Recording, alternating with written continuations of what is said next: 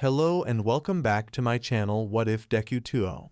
Join us as we delve into the realms of fanfiction and fantasy, bringing you the best stories and discussions. Today, we're kicking off part 4 of our series, What If Deku Received Ofa and Had Harem? If you enjoy this video, please give it a like and subscribe for more content in the future. The author of this story is JTZ29 from Fanfiction.net. All the relevant links are in the description. Feel free to say hello to the author on their profile. Now, let's dive into the fanfic. Everything is going to be fine. I've hung out with Ochako a million times before. Things totally won't be weird or anything. Izuku awkwardly mumbled to himself, tugging at his shirt collar before he tightly clutched the box of chocolates and flowers he had gotten for Ochako. He knew it was a super cliché move, but he also knew that Ochako would love it. Feeling his heart start to race, Izuku took several deep breaths to calm himself. I do love Ochako and the other girls. I want to. No, I will make this relationship work out. I will work out. Finally mustering up enough courage, Izuku reached out and rang the doorbell. And it all starts here. Coming, Izuku's heart skipped a beat when he heard Ochako's bubbly voice call out from within the apartment. A few seconds later, the door opened and Izuku was met with Ochako's beaming smile. She was dressed in a casual, pink sundress that accentuated her prominent curves. Izuku had seen Ochako wear this exact dress several times before, but this time he truly took notice of how beautiful she was. Hey, Deku, I'm so ready for our date. Oh, and you bought me flowers and chocolate. That's so sweet of you. Yeah, Izuku thought with a dopey smile as he felt his heart start to flutter, a faint blush spreading across his face. Ochako raised her head slightly as Izuku continued to stare at her. Despite his earlier apprehensions, Izuku knew everything would be fine when he felt a warm and comforting sensation wash over him. I'm definitely in love. Deku, is everything all right? Ochako asked, her face flushing cutely as she fidgeted and averted her gaze. You're staring at me pretty intensely. Oh, sorry about that, Izuku blurted out as his entire face burned neon red with embarrassment. Wanting to push past this uncomfortable moment as quickly as possible, Izuku unceremoniously shoved the flowers and chocolates toward Ochako. Here, I got these for you. Thanks, Deku, Ochako said in her usual bubbly tone, seemingly unfazed by Izuku's brief moment of awkwardness. With a bright smile, Ochako took the assortment of flowers and chocolates from Izuku and hugged them against her chest.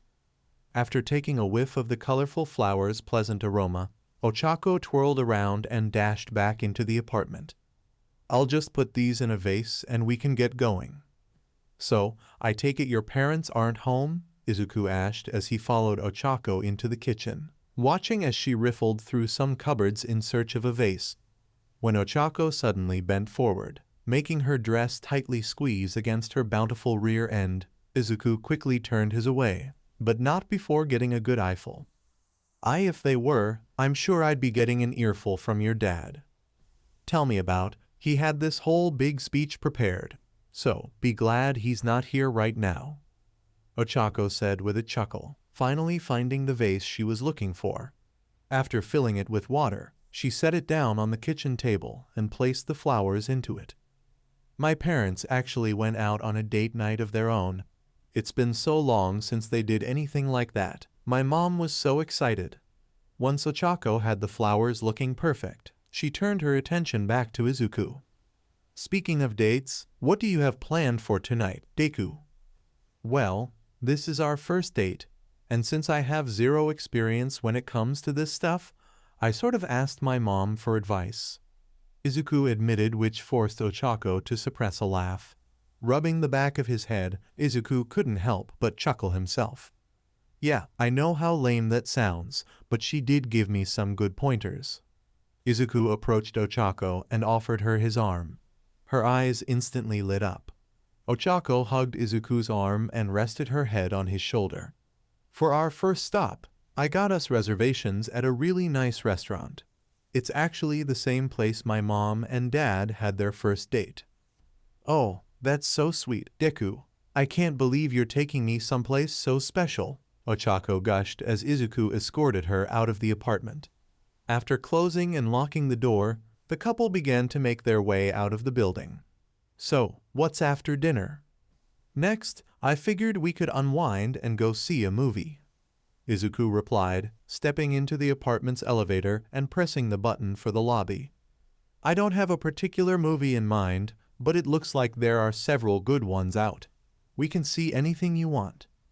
No, we'll both pick a movie, Ochako said with a smile as she hugged Izuku's arm a little tighter, squashing her impressive bosoms against his arm. I'm sure we can decide something together. After the movie, I have one last stop planned, Izuku said, hearing the elevator ding as the doors opened. Stepping out into the lobby, Izuku led Ochako toward the front entrance. But that's going to be a surprise. Oh, I like the sound of that, Ochako said with her usual bubbly smile as both heroes in training stepped outside.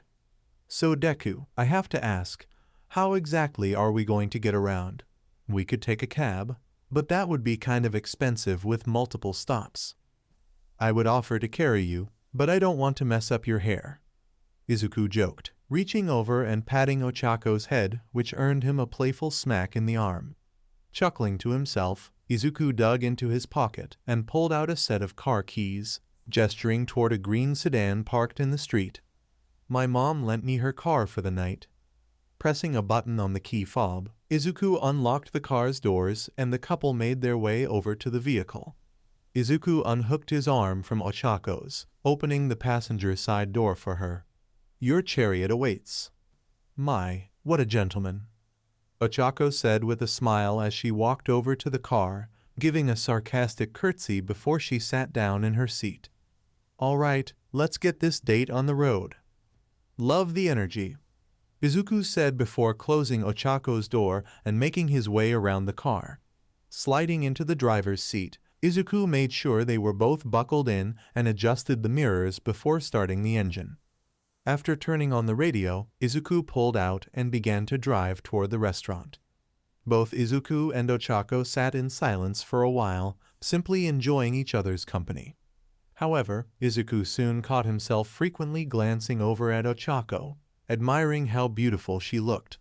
This caused him to break their comfortable silence. You know, I'm sorry about staring at you earlier. It probably made you feel a little weird, right? It's fine, Deku, really, Ochako replied as she waved dismissively, her usual bright smile widening slightly in amusement. It didn't make me feel uncomfortable or anything. In fact, if it's you, I don't mind if you stare at me. Well, that's a load off my chest. I thought I was being creepy, Izuku said, releasing a sigh of relief as he pretended to wipe imaginary sweat off his brow. With his face flushing slightly, Izuku glanced over at Ochako once again. You just look so beautiful. I couldn't help but stare. Thank you, Deku, Ochako muttered bashfully as she pressed her fingertips together, her face now tinting a deep shade of red in a mixture of pure joy and embarrassment. Turning her head slightly, it was Ochako's turn to admire Izuku's appearance. He was dressed in a dark green button-up shirt with a deep red tie. Finishing off Izuku's outfit was a pair of black pants and freshly shined dress shoes. You know, you look pretty good too, Deku. I rarely see you in nicer clothes like this. However, Ochako couldn't help but chuckle when she saw Izuku's disheveled hair, which completely contrasted the rest of his look. Reaching over, Ochako playfully ruffled Izuku's already messy hair. Wish we could something about this though. At this point, I think it's literally impossible, Izuku joked, causing them both to laugh lightly. My mom and I have tried every trick and hair care product imaginable, and nothing seems to work. I just have to accept that my hair will always be a mess. I don't mind it. Actually, I really like it, Ochako said with an affectionate smile as she reached over again and gently ran her fingers through Izuku's hair. It's one of the things that makes you, Deku. Huh, never really thought about it like that. Izuku mumbled, grabbing a few locks of his hair and rubbing it between his fingers. After a few more minutes of small talk, Izuku and Ochako arrived at the restaurant. After parking the car, Izuku got out and opened the passenger door for Ochako, offering her his arm once again. "Okay, Ochako, let's get this date started." 4 hours later. After an excellent meal, filled with many laughs and reminiscing, Izuku and Ochako drove to a nearby movie theater. Once they arrived at the theater, Izuku and Ochako stood outside and examined the dozens of posters advertising the films being shown. Ochako's earlier prediction seemed to be right, as it didn't take them long to both agree on a movie to see. They chose a romantic comedy starring two up-and-coming pro-heroes as the leads. The movie was decently funny, with both pro-heroes having good chemistry and putting on good performances. However, whenever any romantic scenes would happen, both Izuku and Ochako felt a wave of excitement and embarrassment, stealing glances at each other and chuckling nervously. Then, toward the end of the film, Izuku could feel his face heating up as a very intimate scene began. During the previews, Ochako had looked up the heroes who were starring in the film, and apparently, they were actually dating in real life, so their romantic chemistry and desire for each other were quite real. As the scene became more and more intense, Izuku felt his body getting hotter, imagining himself doing such intimate things with Ochako. Izuku gasped when he felt something suddenly grip his hand. Glancing down, Izuku saw that it was Ochako who had grabbed his hand. Looking over at his date, Izuku's body burned even hotter when he saw that Ochako appeared to be in a similar state. The brunette's face was flushed slightly as she bit her bottom lip. With her other hand resting on her lap as she rubbed her thighs together, Izuku audibly gulped and turned back toward the screen, too nervous and inexperienced to make a move in such a public place.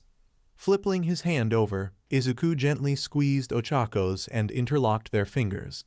As both Izuku and Ochako watched the rest of the movie, their perverse thoughts began to run wild. Once the film was over, Izuku and Ochako exited the theater in a rather flustered state. That was a pretty good movie." Ochako somewhat mumbled after she got back into the car, trying to alleviate the awkward tension that had formed between them. "It was really funny."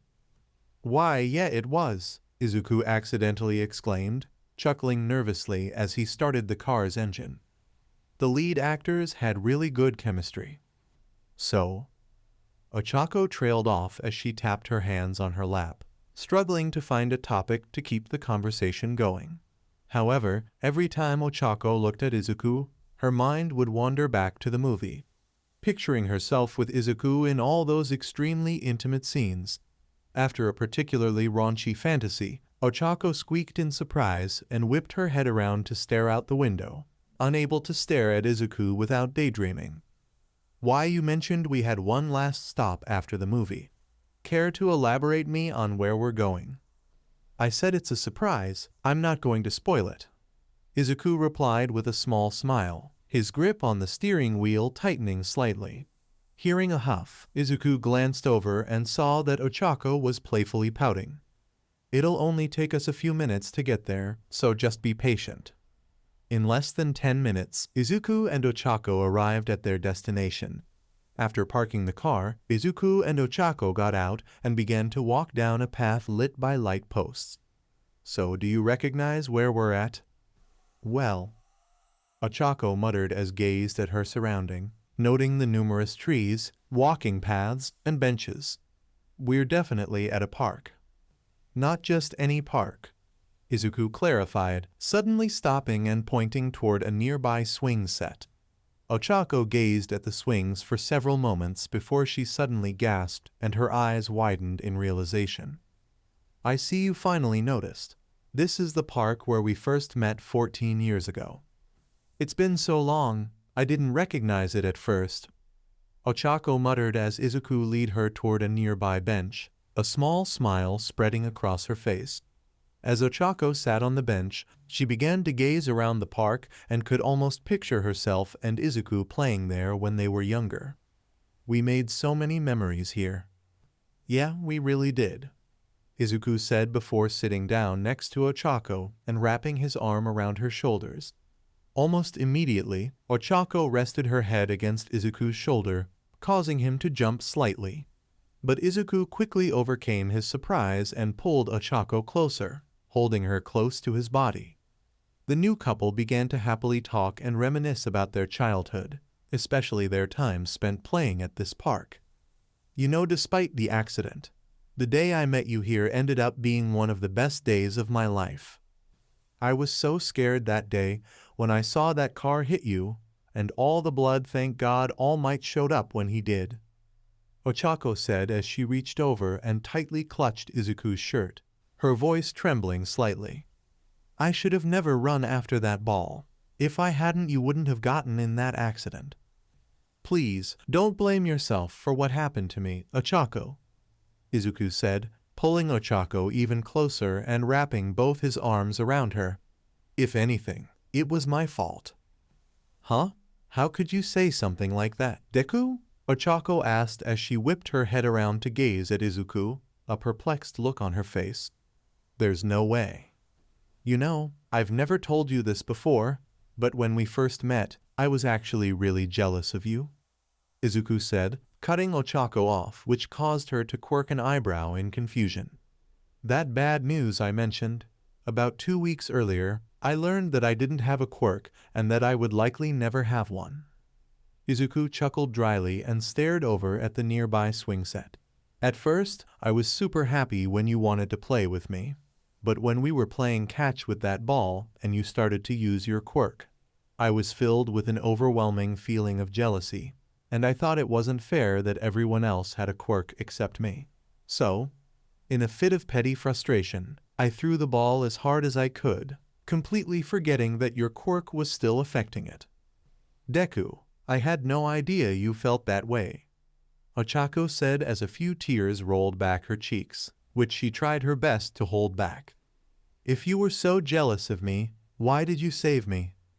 I may have been jealous for a moment, but I wasn't going to just stand around and do nothing when my new friend was in danger, Izuku replied with a smile, reaching up and brushing one of Ochako's tears away with his thumb.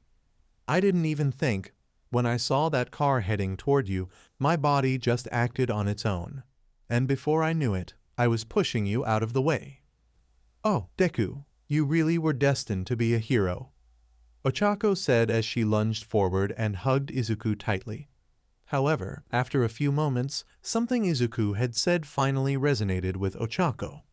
Wait, you didn't have a quirk when you were a kid, but you have one now. How is that possible? I'll tell you, Ochako, but you have to promise to keep this a secret for now. I'll tell the other girls soon, but until then, you can't say a word. Do you understand? Izuku asked in a surprisingly serious tone, locking eyes with Ochako. After a few moments of staring into each other's eyes, Ochako nodded her head. After taking a deep breath to prepare himself, Izuku revealed his biggest secret. I really was born without a quirk, but I was given a quirk by All Might. What? Ochako breathed out as her eyes widened in shock, cupping a hand over her mouth. Deku, you got your quirk from All Might? Are you serious? Yes, my quirk is called One for All, Izuku explained, holding out his arm and channeling a small amount of One for All's power through it, which caused it to crackle with green electricity. It's a quirk that is transferred from user to user, with each recipient growing and cultivating its power. So essentially, One for All grows stronger and stronger with every person it's passed on to. Okay, I think I follow you so far, Ochako muttered as she stroked her chin, her earlier shock starting to fade. If One for All is transferred from person to person, and All Might was the quirk's previous user, I have 2 questions. Can he still use One for All? And why did he choose you as his successor? All Might can still use One for All, sort of. The embers of the quirk are still in him, but they've been getting weaker and weaker over the years. He thinks I haven't noticed, but it's been getting harder and harder for him to use One for All, Izuku replied, wringing his hands together as a look of sadness flashed through his eyes. As for why he chose me as his successor, I still ask myself why all the time. All Might picked me as his successor the day that I saved you. He said that I was worthy to inherit his power. Releasing a heavy sigh, Izuku stared down at his hand. But sometimes, I wonder if he made the right choice in picking me. There must have. Don't ever talk like that, Deku, Ochako shouted in a frustrated tone as she clapped her hands against Izuku's cheeks, cutting off his self-deprecating ramblings.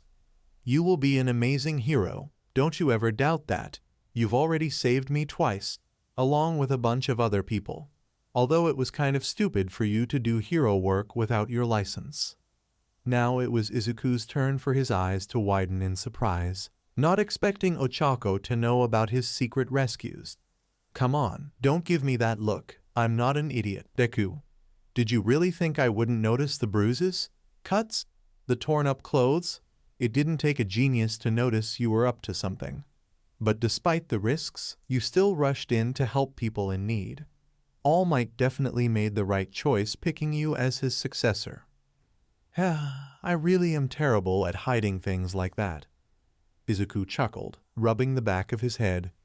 Thanks, Ochako. That makes me feel a lot better. I'll keep training and become a hero that All Might can be proud of. I know you'll do, because you're already my hero, Deku. Ochako said barely above a whisper as she rested a hand against Izuku's chest and leaned in closer. Izuku's face instantly flushed near neon red as Ochako's lips were only a few inches away from his own. He could feel himself breaking out into a sweat as his mind began to race, frantically thinking of what to do next. Should he kiss her? Should he wait? Was it too early? Did she even want him to? All these questions, and dozens more, flashed through Izuku's mind. His eyes locked onto Ochako's slightly pursed lips. However, after hesitating for a few more moments, Ochako started to pull back. I had an amazing night, Deku, but we should probably head. Throwing all caution to the wind and forcing down his doubts, Izuku decided he wasn't going to waver any longer. Before Ochako could finish her sentence, Izuku wrapped his arm around her shoulders and pulled her close, practically hugging her against his chest. Before the surprised and flustered Ochako could say anything, Izuku lunged forward and pressed his lips against hers.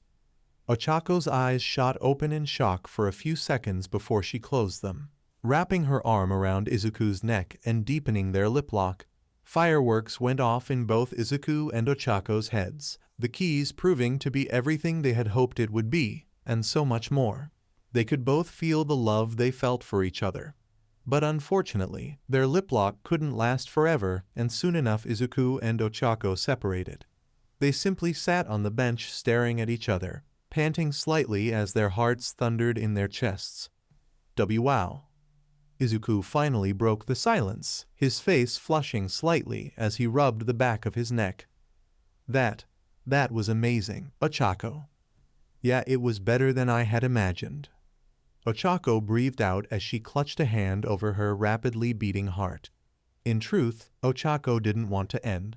Being intimate with Izuku made her entire body feel hot and electric.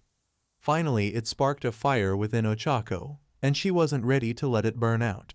So, reaching down, Ochako rested her hand on Izuku's thigh and slowly rubbed back it, coming dangerously close to his crotch. Ochako couldn't help but smile when she saw Izuku instantly stiffen, his face turning as red as a tomato. Continuing to massage Izuku's thigh, Ochako leaned in closer and whispered hotly into his ear. You know, Deku, my mom said that she's taking Dad to a hotel after their date, so we'd have the apartment all to ourselves. Oh, Ochako, are you suggesting that we... Izuku managed to choke out, feeling a pleasurable tingle run down his spine as Ochako's hand rubbed against his hardening erection.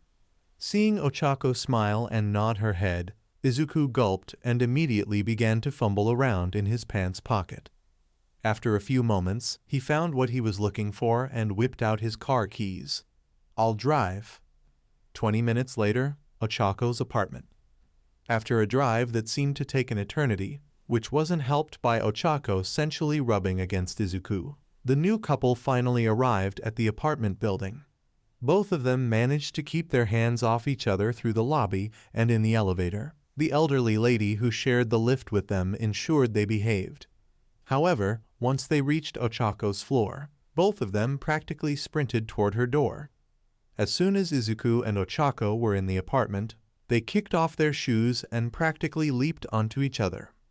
Izuku's back slammed against the wall as Ochako roughly captured his lips in a passionate way.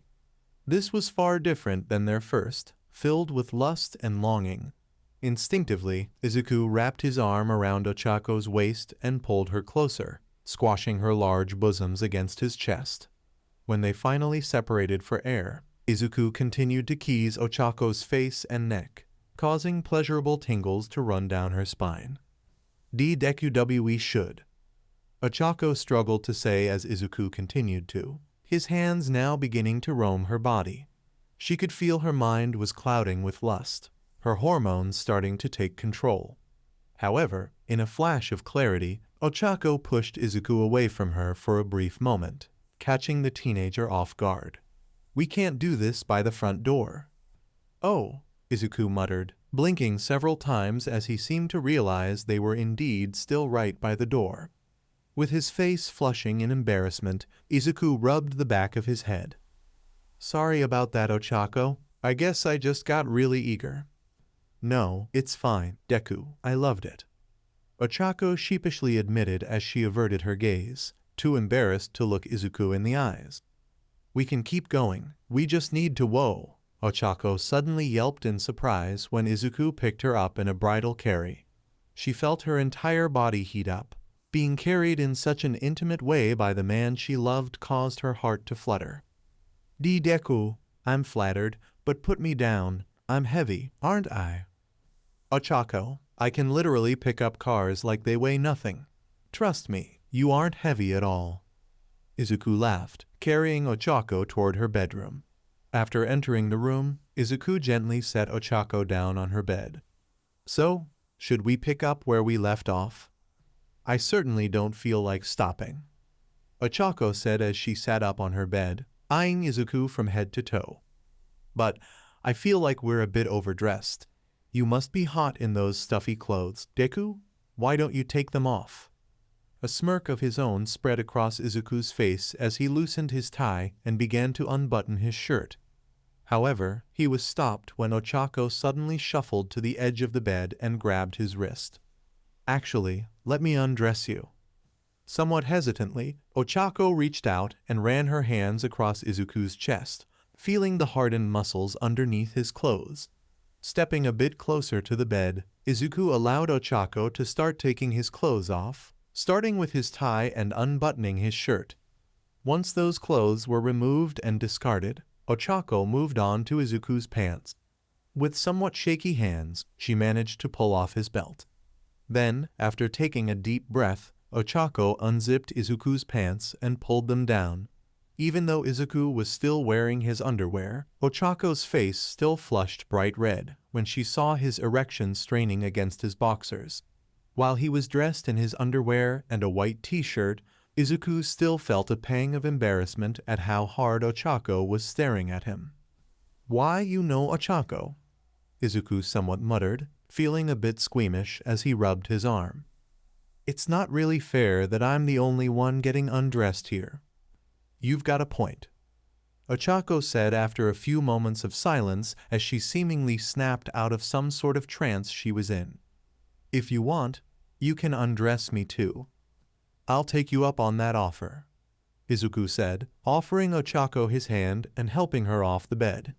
Once she was standing in front of him, Izuku reached out and got amazed seeing Ochako's bosoms. "Wow! Don't look too dumbfounded, Deku." Ochako chuckled as she felt a rush of pride, feeling Izuku's eyes wander her entire body. "I've caught you staring at me plenty of times." "Was it really that obvious?" Izuku asked, doing his best to not reach out and start groping Ochako's bountiful bosom. "I tried my best to hide it." "Trust me, Deku, all of us noticed. You weren't exactly subtle. For Momo and I, it was our bosoms, and for Mina and Kyoka, it was their as." Ochako clarified, which caused Izuku's face to flush near neon red in embarrassment as he frantically stuttered out a weak apology. Don't get too worked up, Deku. To be honest, we kind of liked that you stared at us. It meant that you didn't just view us as friends, you saw us as women too. Then, if you don't mind, could I see more? Izuku asked, stepping closer and wrapping an arm around Ochako's waist. A smirk spread across Ochako's face before she nodded her head. Knowing that Izuku would likely fumble with the clasps, Ochako reached back and unhooked her clothes. After sliding the straps off her shoulders, she continued to cover her bosoms as she freed her arms. Izuku intently watched Ochako's every movement, almost wanting to scream as she continued to hide her bountiful bosom from him. Seeing how anxious Izuku was becoming, Ochako decided to stop teasing him and finally dropped it away, fully exposing her bouncing bosoms. Izuku's eye nearly popped out of his head at the beautiful sight he had dreamed of seeing. Holy shit. You like them? Ochako asked. In response to Ochako's question, Izuku dumbly nodded his head, his eyes transfixed on her every movement. You know, they're GG cups.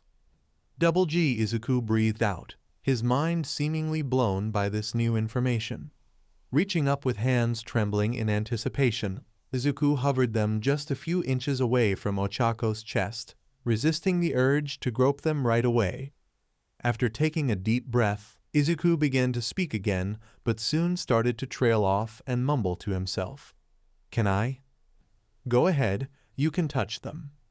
Ochako giggled as she picked up on what Izuku was asking, moving her arm away so that he had full access to her chest.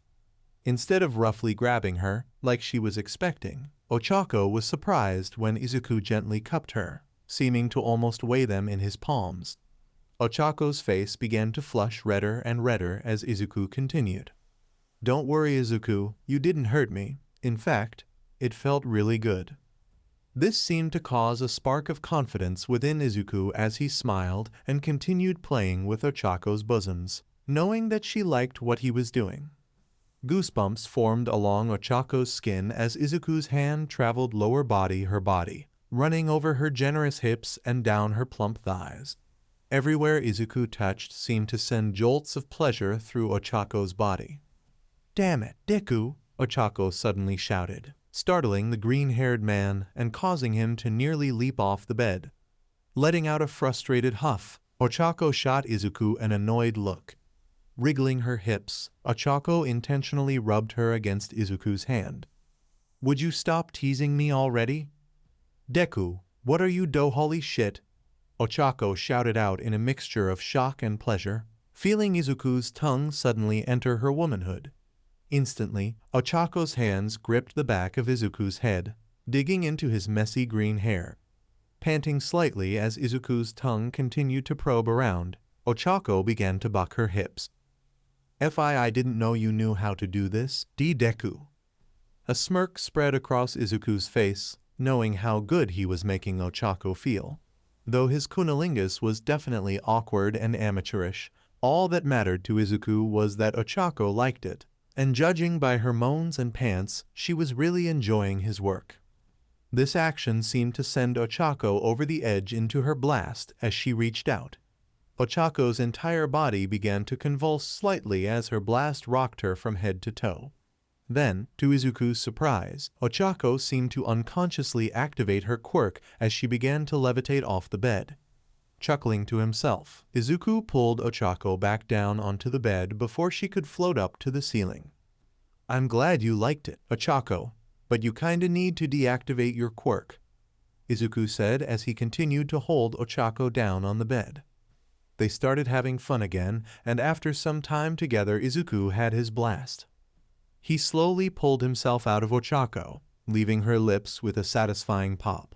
Izuku watched in fascination as Ochako licked her lips, seeming to enjoy the taste of his seed, which aroused him greatly.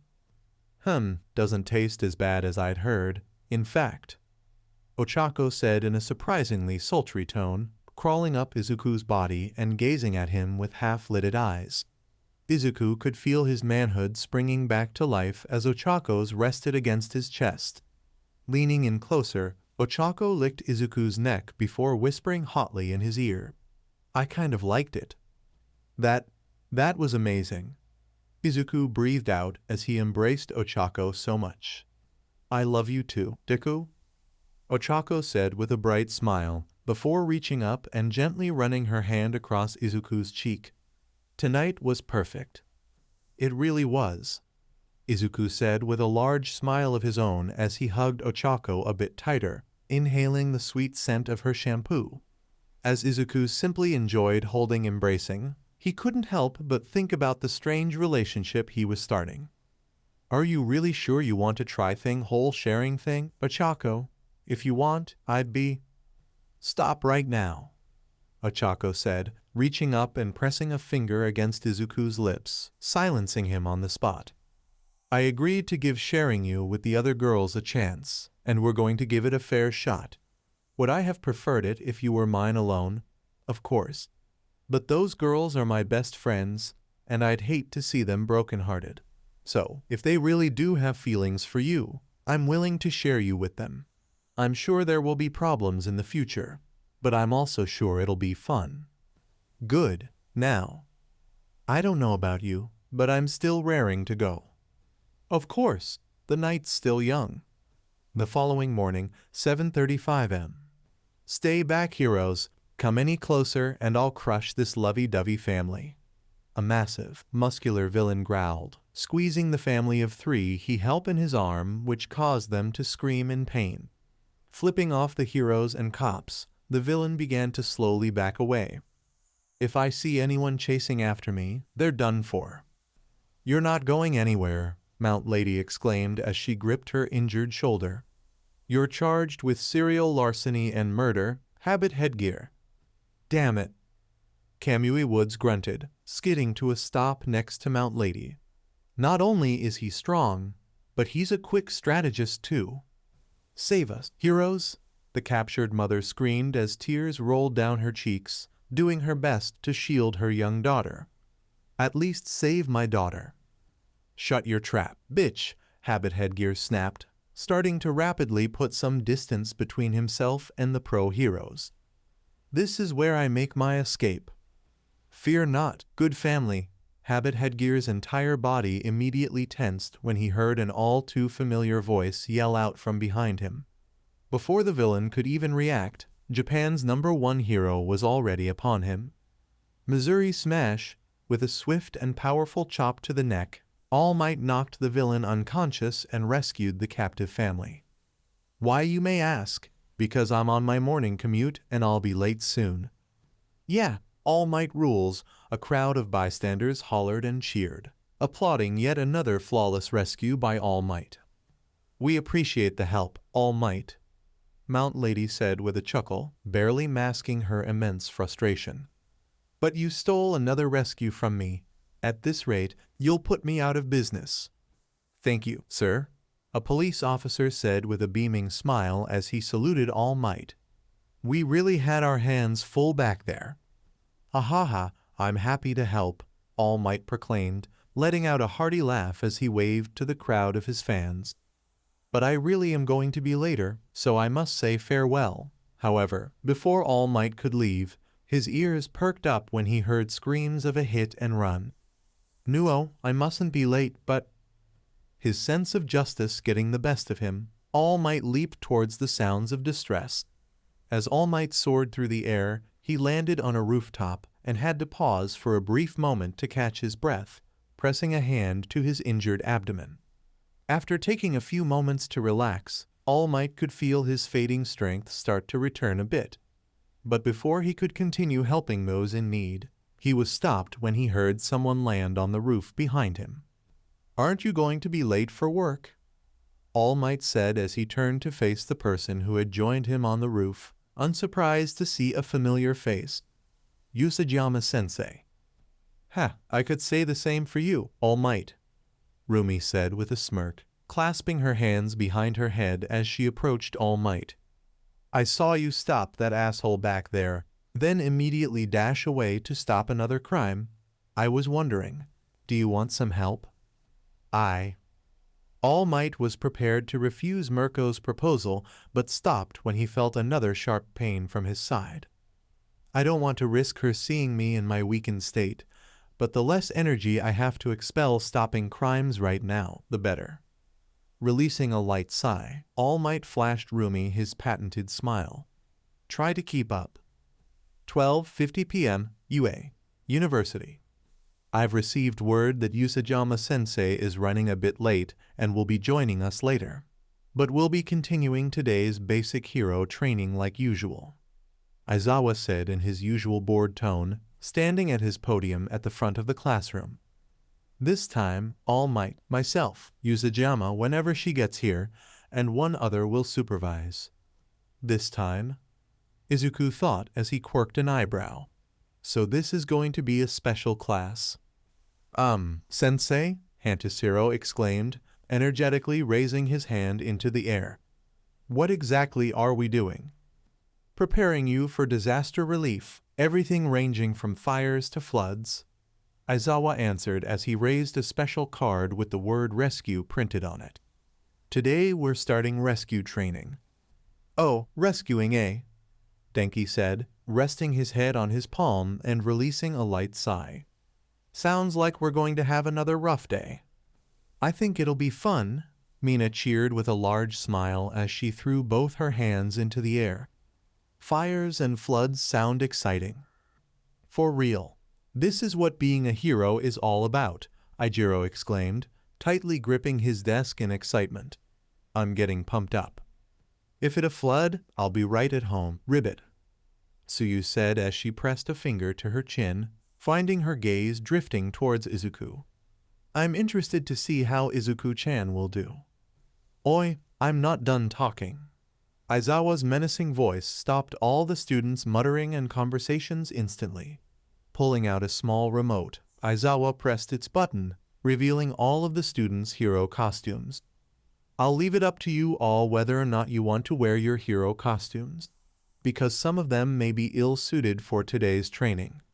The training site is slightly remote, so we'll be taking a bus there. That's all. Now get ready, we leave in 15 minutes. Rescue training, Izuku thought with a determined look in his eyes as he stared down at his clenched fist. This will help me become the great hero I know I can be. I have to give this my all. Let's do this, Izuku thought, letting out a determined huff as he pulled his gloves on tighter. Being able to rescue people in danger is a vital part of being a hero. Outside of honing our quirks and combat skills, rescue training will be the most important thing we learn. Izuku was pulled from his thoughts when heard someone hum next to him. Turning around, he was surprised to see that Ochako had appeared right next to him, dressed in her hero costume. Izuku felt his face start to heat up as he admired the way Ochako's costume hugged her womanly curves, especially since he now knew how stunning those curves actually were. Reaching over, Ochako playfully pulled at the sleeve of Izuku's gym shirt. Why are you wearing your gym clothes, Deku? Is your costume not ready or something? It got seriously torn up during our battle training. Usajima-sensei's kicks and Kaken's explosions really did a number on my costume. Deku replied with a chuckle, rubbing the back of his head. Hearing a scoff, Izuku turned his head and saw Katsuki shooting him an annoyed look. More than used to Katsuki's behavior and attitude, Izuku ignored him and turned his attention back toward Ochako. The school's support company is repairing it, so I just have to wait until it's finished. Although, Izuku trailed off as his face flushed an even darker shade of red. I ran into some very interesting students from the support department. Oh, you're blushing like crazy, Deku. Ochako teased as she playfully poked Izuku's red cheek, causing him to let an exasperated sigh. Knowing how awkward Izuku was still around girls, especially pretty ones he didn't know, Ochako could tell right away what had likely happened. So, who's the cute girl you had this interesting encounter with? Izuku was about to refute Ochako's claim, but the knowing look she had on her face told him that there was no point in even trying to lie. Sighing in defeat, Izuku hung his head and held up 2 fingers. It was actually two girls, Mei Hatsum and Melissa Shield. 1 day earlier, 2 hours after Class 1 Cho's class rep. Class 1H1H, Izuku muttered to himself as he walked through the halls of UA University, clutching his tattered hero costume against his chest. Staring at the massive doors of each classroom he passed, Izuku stopped outside Class 1H, home of the university's support students. This should be it. All Might said that I can get my costume repaired here. However, as Izuku reached out to open the classroom's door, he stopped when he heard shouting and crashing within the classroom. Then, before Izuku could even react, the door literally exploded open, being blown clear off its hinges and slamming into the wall across the hall. A shocked Izuku turned to see that a person covered head to toe in ash and soot was pressed against the destroyed door, coughing up a storm. Excuse me," Izuku said, walking over and offering the possibly injured student his hand. "Are you all right? Should I take you to the nurse's office?" "Cough, cough, damn it. Looks like my calculations were off. My poor baby was completely destroyed," the support student exclaimed in a frustrated tone as they pulled up the steampunk-looking goggles covering their eyes, revealing green-yellow irises with a cross in the center, making them look somewhat like scope lenses. Completely ignoring Izuku, the support student got back onto their feet and dusted themselves off. Getting a better look at the student, Izuku immediately realized they were a girl, her very pronounced busted dead giveaway. Raising her head slightly, the girl seemed to finally take notice of Izuku. "What do you want? I need to get back to my babies." "Oh well," Izuku began to stammer incoherently, caught off guard by the girl's blunt and somewhat standoffish attitude. The girl was reasonably short with quite a mature build. She had salmon-pink hair, which was shoulder-length and styled into thick dreadlocks side swept to her right. Her eyes are wide and sloped upwards with some notably long upper eyelashes. She wore a plain black tank top with workshop coveralls tied casually around her waist. Despite her abrasive attitude, Izuku marveled at how beautiful the girl was, his face flushing slightly. However, Izuku quickly remembered why he had come here and thrust his costume toward the girl. "Sorry, but I was told Class 1H could repair my hero costume." "Someone from the hero class, huh?" This seemed to pique the girl's interest as she quickly approached Izuku. Almost instantly, the girl leaned in uncomfortably close and began to analyze Izuku, her eyes darting all over his body. The girl suddenly stepped behind Izuku, and he jumped in surprise as she began to run her hands across his body, seeming to pay extra close attention to his muscles. "Holy crap, your muscle structure is insane. You must do some crazy training." Thank you," Izuku said in a somewhat confused tone, his face burning bright red as the girl crouched down and began to feel up his legs. Excuse, but my hero costume." "Yes, you're perfect. So many ideas are flowing into my head," the girl suddenly exclaimed with a massive smile as she darted back in front of Izuku, appearing to be utterly giddy about something. "Oh yes, I've never seen a more perfect subject. There are so many beautiful babies I can create. I'm so confused right now," Izuku mumbled under his breath, before desperately trying to get the girl to focus. "Please, I'm just here to get my hero costume fixed." "Oh, I'll fix your costume," the girl said with a smirk as she wagged her finger at Izuku. "But on one condition, you help me test my babies." "Babies?" Izuku parroted, becoming more and more confused by the second. Releasing an exasperated sigh, Izuku pinched the bridge of his nose. "Look, I just need my costume repaired. Can you do that or not?" "Cough, May, I told you that your numbers were wrong." Izuku perked up when he heard another voice speak up from behind him. Turning around, he spotted another support student emerging from Class 1H, waving some lingering smoke out of their face. Izuku realized that it was another female student. "I wish you'd listen to me just one time. This is the 5th time one of our experiments has exploded." She was a shapely and attractive pale-skinned young woman of slightly above average height with quite a round face. She had wavy blonde hair which reached halfway down her back. 2 shorter pieces were left over her shoulders, side-swept bangs that framed her face, aqua blue eyes with notable upper eyelashes, some slightly longer ones extended on each side, and pronounced lower eyelashes. She wore a white short-sleeved dress shirt with plaid cuffs, a large bow of the same design at her neck, and a dark raspberry pink waistcoat. Accompanying these were pale gray capri pants, under which were a pair of plaid pink socks, as well as a pair of heeled brown boots. She also wore a wristwatch and pink, oval-framed glasses. Oh? The new girl seemed to calm down when she noticed Izuku, a friendly smile quickly spreading across her face. And who might you be? Sorry if May is harassing you. She does that a lot. Oh no, she's fine, Izuku said with a smile of his own, chuckling and rubbing the back of his head. He couldn't believe how lucky he was to meet 2 stunning girls so quickly like this. I'm Izuku Midoriya. I came here to get my hero costume fixed.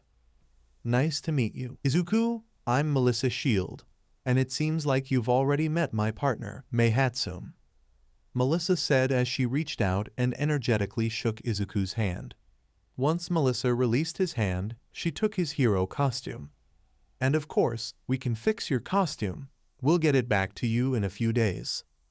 Thank you so much. That's a relief, Izuku said, bowing slightly to show his gratitude.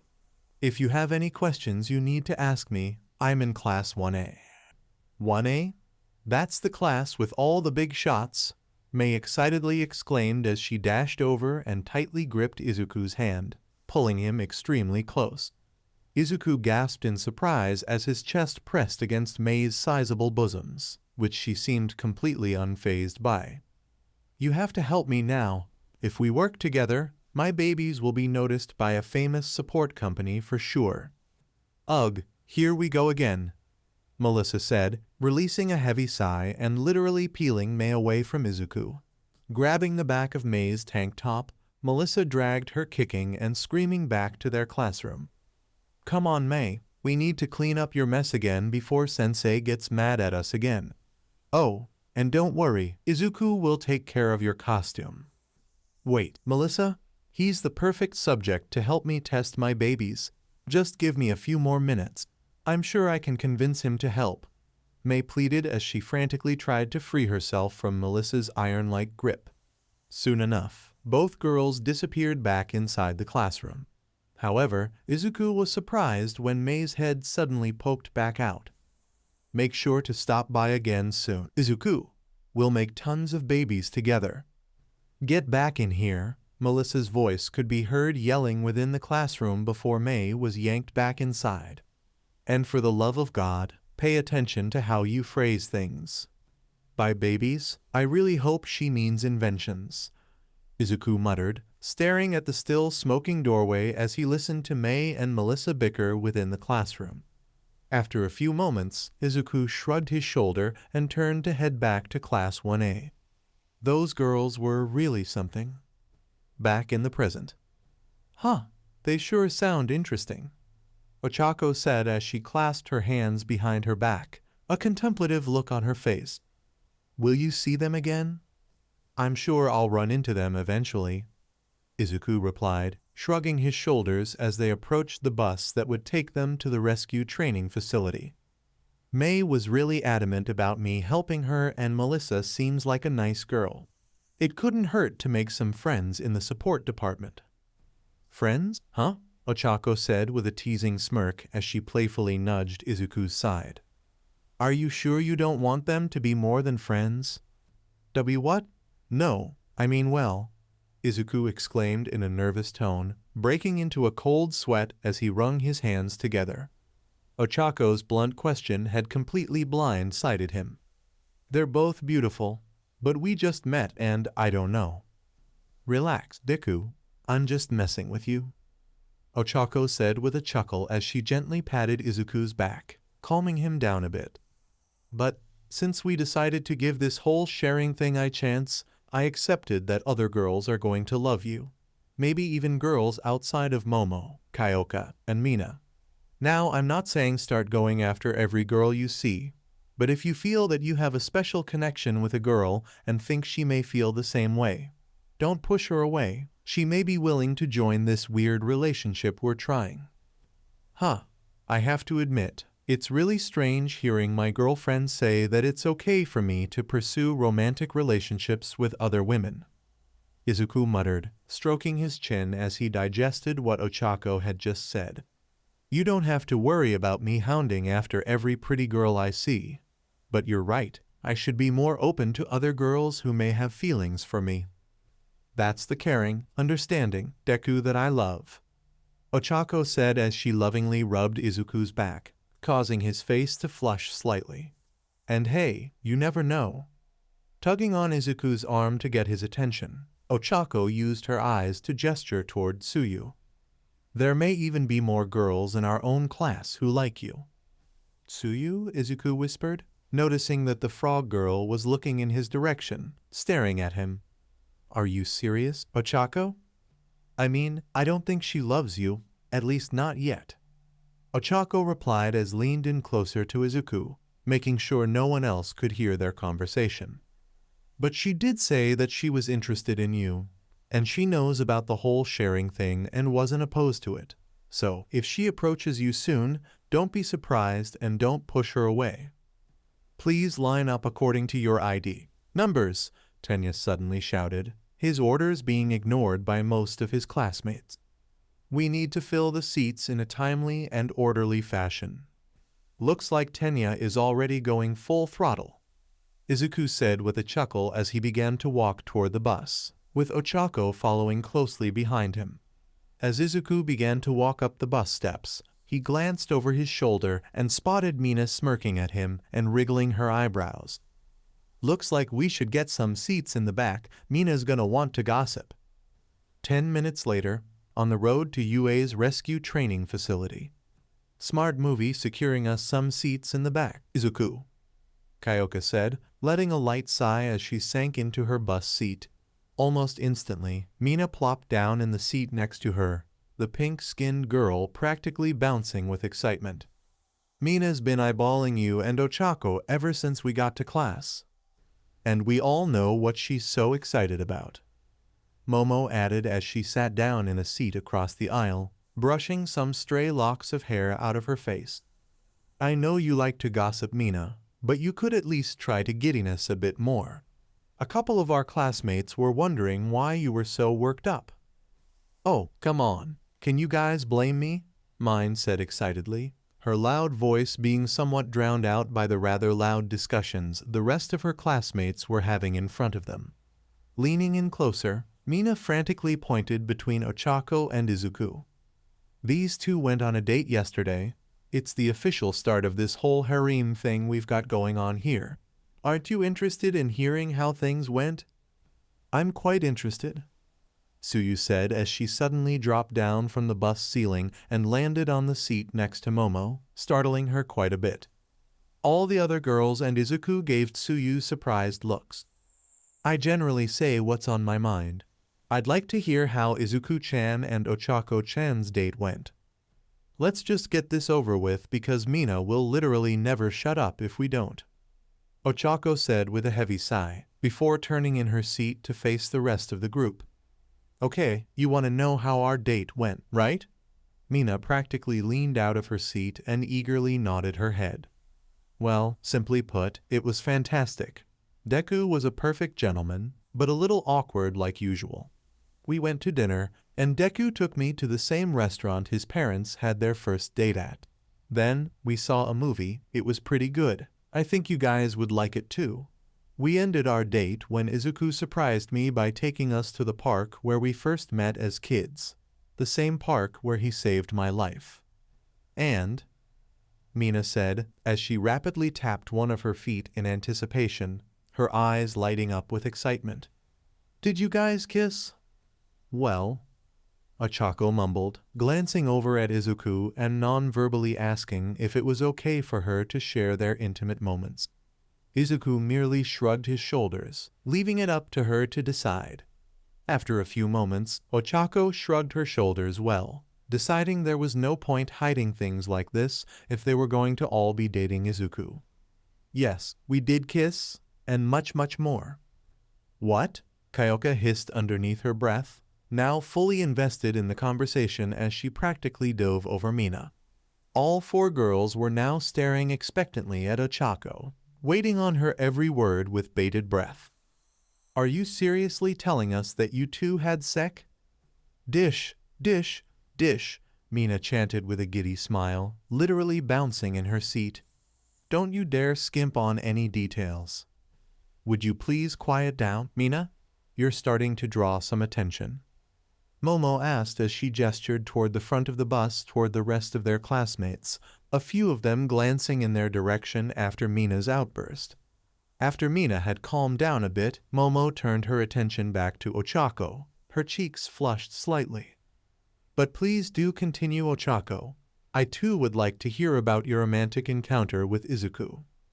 I'm interested as well, Tsuyu said in a curious tone, pressing a finger to her chin. I've never had girl talk like this before. It's quite unusual, but not in a bad way. Okay, if you girls want all the dirty details, get in nice and close. I don't want to risk anyone else hearing this. Ochako whispered as she leaned forward, with the other four girls quickly huddling around her. It all started when Deku and I got back to my apartment. Soon, Ochako began to regale her experience with Izuku, sparing absolutely no details. There were several shocked gasps as Ochako went over some of the raunchier parts, with each of the girls' faces flushing redder and redder the more she revealed. Izuku, for the most part, did his best to ignore the perverted conversation, but the parts he did catch caused his entire body to heat up in embarrassment. After about 10 minutes, Ochako finished retelling her encounter, leaving the other four girls dumbfounded and slightly aroused by what they had just heard. Each of them spared glances over at Izuku, their faces flushing bright red every time their eyes caught his. I literally don't know what to say, Mina said, crossing her arms underneath her chest and slowly shaking her head. I'm literally speechless right now. I didn't know Izuku had it in him, Kyoka said with flushed cheeks as she twiddled her thumbs and gently clacked her earphone jacks together. He's usually so awkward and nervous when it comes to girls. I too must admit that I'm quite surprised by Izuku's vigor, Momo said, doing her absolute best to fight back her raging blush as she clasped her hands in her lap. But I'm also happy to learn that he's a capable lover. So, Izuku-chan does know how to please women, Tsuyu said and stared directly at Izuku. I learned something interesting today. Could we please talk about literally anything else? Izuku pleaded, covering his bright red face with his hands as he sunk lower into his seat. Or at least wait until I'm not around. Fine, we'll stop discussing the dirty details of your date with Ochako, for now. But there is one thing we do need to talk about, Mina said with an annoyed huff as she crossed her arms underneath her chest and glanced at the girls gathered around her. We need to decide who gets to go on the next date with Izuku. You girls work something out together, Ochako said, before scooting closer to Izuku and hugging his arms between her. I've already had my first date with Deku. How are we going to decide something like that? Kyoka asked as she stroked her chin and furrowed her brow. It has to be fair and impartial. I believe that I may have a solution, Momo said, before holding out her hand. After a few moments, there was a flash of pink light and a dozen sticks of varying sizes materialized in her palm. We shall draw straws. Whoever picks the largest one gets to go on the next date with Izuku. Turning slightly in her seat, Momo gestured the sticks toward Tsuyu. Would you also like to participate, Tsuyu? Tsuyu hummed for several moments as she pressed a finger to her chin. After staring unblinkingly at the ceiling for an almost uncomfortable amount of time, Tsuyu shook her head. I'll pass this time. I'd like to spend some more time with Izuku-chan and get to know him better before I decide to go on a date with him. Ribbit. I understand, Tsuyu, Momo said, turning back around in her seat to face Kyoka and Mina. All right, let's... Hold on a damn second. Mina cut Momo off as she wagged her finger and narrowed her eyes slightly. Look, I don't think you'd ever do it, Momo, but when it comes to going on date with Izuku, I ain't taking any chances. How do we know you won't cheat in some way? You did come up with the idea of drawing lots awfully quick. Seems kinda suspicious. Sorry that I can come up with solutions quickly, Mina, Momo said, releasing a light sigh before she offered the sticks to Mina and Kyoka. You can both examine them if you wish, and we can also have someone else shuffle them. Appearing to be no less suspicious, Mina closely examined each of the sticks Momo had created, while Kyoka merely rolled her eyes. After a few minutes of finding nothing abnormal with the sticks, Mina grumbled in frustration and handed them back to Momo. If you're satisfied, Mina, we can proceed. Turning in her seat again, Momo offered the sticks to Tsuyu. Would you please shuffle these sticks, Tsuyu? Sure, I can do that, Ribbit, Tsuyu said as she took the bundle of sticks and took a minute to thoroughly shuffle them in her hands.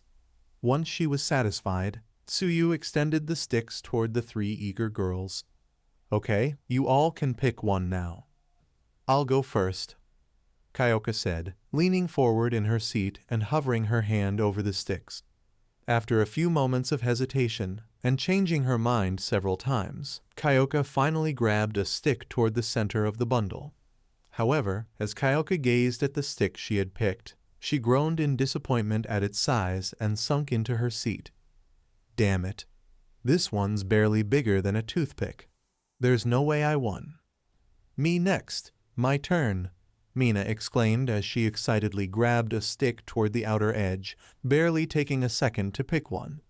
The pink-skinned girl's eyes lit up when she saw that her stick was at least 3 times larger than Kyoka's. Oh, I'm feeling good about this. I definitely won. Don't even bother picking one. Momo. We shall see about that, Mina, Momo said, appearing to be analyzing the remaining sticks before grabbing one on the end opposite from where Mina had chosen. Mina felt her heart sink as the stick Momo pulled out kept getting longer and longer, easily surpassing the one she had picked. With a satisfied smirk, Momo held up the winning stick. Would you look at that? I believe that I've won, Mina. What? How did this? Mina stuttered out as her shoulders sank in defeat, dropping into her seat next to Kyoka. How did you know which one to pick? You actually pulled the second largest stick, Mina, Momo revealed, causing the pink-skinned girl's eyes to shoot open in shock as she angrily snapped her stick in half. Once I realized that I just deduced where the largest stick was most likely going to be and chose that one. No at all, Mina muttered under her breath as she puffed her cheeks out and pouted, now looking out the bus window. Always have to be such a show-off. Congrats, Momo, Izuku said with a warm smile, causing Momo's heart to skip a beat as her face flushed slightly. I'm excited to go on a date with you. When would you like to go? We can discuss details after our rescue training, Momo replied in a somewhat embarrassed tone as she twirled some of her long, black hair around her finger, trying and failing to stop an elated smile from spreading across her face. We should be there soon. Oi, what are you guys talking about back here? You're being so noisy. The group gathered in the back of the bus gasped in surprise when Mainta suddenly popped up from the seat in front of Izuku and Ochako. Almost instantly, Ochako released her hold on Izuku's arm and practically shoved him away, her face bright red from almost being caught. Mainta's eyes narrowed slightly as he gazed at the nervous and embarrassed group of his classmates. Wait. Izuku's group winced in fear as Mainta's eyes narrowed even further. Are you guys having some talk back here? If you are, let me join in. I want to know what hot and steamy things you girls are talking about. Ugh, even if we were talking about that, there's no way we'd let a perv like you listen in, Mina spat out as she glared daggers at Mainta. Don't think I haven't noticed the creepy way you look at the girls in our class. You were staring at my ass so much during our combat training. It felt so gross. So, that was you? Momo exclaimed, reaching up and instinctively covering her huge chest with her arms. I thought I felt someone staring at me during that exercise. Look, Mainta, you better go back to your seat, man, Izuku said in a somewhat gentle tone as he stood up from his seat and ushered Mainta back toward the rest of the students in their class, doing his best to hide how irritated he currently was. You're making the girls feel uncomfortable. I understand that they're cute and you're interested in Sek, but you seriously have to tone it down. Bah, you wouldn't understand how I feel. You're surrounded by cuties like that all the time, Mainta said, releasing a frustrated huff as he sat back down in his frustrated seat. In fact, it makes me kind of suspicious how much girls flock around you. Izuku, I'm gonna keep my eye on you. Yeah, whatever. Just make sure you keep your eyes on me and not the girls, Izuku subtly warned as his eyes briefly lit up bright green, startling Mainta enough to make him gasp in surprise. Sighing to himself, Izuku made his way back toward the back of the bus and sat back down in his seat next to Ochako.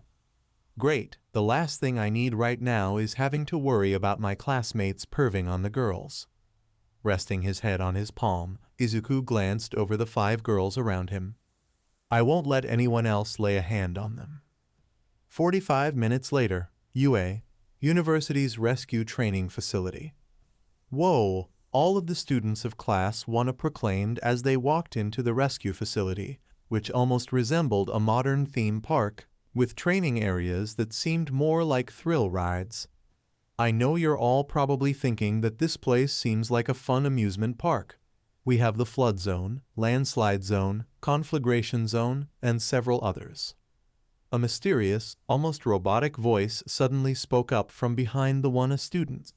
Turning around, the students were surprised to see that a newcomer had slipped in amongst them. This newcomer wore a costume consisting of a white space suit design using what appeared to be a puffy jacket instead of an actual suit, a black helmet with white eyes, and a pair of yellow boots. Here, we can recreate every disaster and accident you could imagine. I'm actually the one who designed and built this facility. I call it the Unforeseen Simulation Joint. Whoa, it's the space hero, 13, Izuku exclaimed, his eyes immediately lighting up as his hero idolization flared up in full force. They're a hero who does their best work during rescue scenarios. Oh, I love 13, Ochako cheered as she joined Izuku in geeking out over the pro hero's presence. I've watched so many of their rescues on Tubayu. 13. Aizawa said, approaching his fellow pro hero and lowering his voice so that his students wouldn't hear him. Where's All Might? I thought he was meeting us here. I knew Yuzajama would be late, but he's not here either. I actually just received a call from All Might. Mirko ran into him and his morning commute and is with him right now. 13 replied quietly as they glanced over at the students, noticing that none of them seemed suspicious yet. But he's nearly reached his limit, so they're taking a break. Hopefully, they'll both be here before the exercise is over. Damn it, they're both so irresponsible, Aizawa grumbled, releasing a light sigh as he rubbed the back of his head. Turning back to his students, Aizawa raised his voice so that everyone could hear him. All right, everyone, time to stop dawdling. Let's get started. I hate to interrupt, but before we begin, I 1 or 2 points, or 3 possibly 4. 13 spoke up as they held up an increasing number of fingers, stepping in between Aizawa and the one students. I'm sure many of you are aware, my quirk is called Black Hole. It can suck in and tear apart anything. Ah, it's quite an amazing quirk, Izuku gushed, his eyes full of delight up as he spoke to the pro hero. I've seen you use it to save people in many different types of disasters. Indeed, my quirk is quite useful for rescues, however, 13 said as their tone suddenly took a somewhat darker tone, gaining all of the one student's full attention. My power could easily kill people. I have no doubt there are some among you with similar powers. Hearing this caused Izuku to tense slightly, something that wasn't missed by Ochako and the other girls. In our super-powered society, the use of quirks is heavily restricted and closely monitored. Our system may seem stable, But we must always remember that one wrong move with a destructive quirk can cause people to die. That's right, Izuku thought, his brow furrowing as he stared down at his balled fist. One for all's power can easily kill people, and can cause immense property damage. If I use too much power, even if it's only by a few %, I could take someone's life. During Aizawa's physical fitness test, some of you came to learn your hidden potential. Through All Might and Mirko's battle training, you learned the potential dangers your quirk can pose to others. 13 explained, which caused most of the 1A students to nod in agreement, hanging on the pro hero's every word. This class will teach you an entirely new perspective. You will learn how to use your quirks to save lives. You may think otherwise, but you must remember that your quirks aren't meant to inflict harm. I sincerely hope you leave here today with the knowledge that you're meant to help people. 13 is absolutely right, Izuku thought as a small smile spread across his face, his eyes burning with determination. My quirk may be destructive, but if I use it correctly, it's perfect for saving people. That's one thing I'll have to focus on during this training session, gauging how much of One for All's power I'll need to use based on the situation I'm in. That is all, 13 said, giving an exaggerated bow to the applauding and excited students. Thank you for listening. Great speech. Now, first off, Aizawa stopped mid-sentence when he suddenly sensed danger, the hairs on the back of his neck standing up.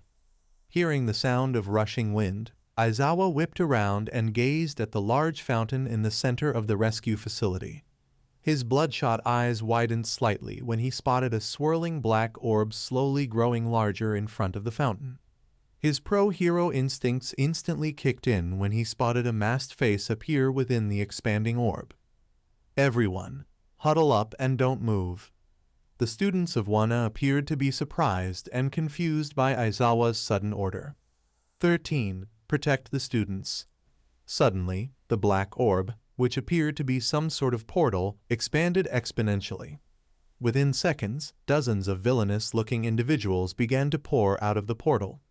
Their leader, standing in the center of the intruders, appeared to be a skinny and frail-looking man covered in embalmed hands. Next to the villain's leader appeared a truly monstrous creature.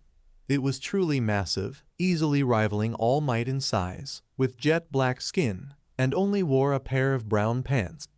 Its large mouth was filled with deadly-looking fangs, but the creature's most disturbing was that its brain seemed to be exposed, sticking out the top of its head.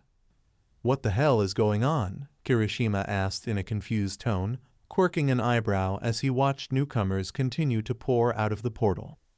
"Are those more battle robots or something, like the ones during the entrance exam?" "Stay back," Aizawa shouted as he quickly pulled down his goggles. "Those are villains."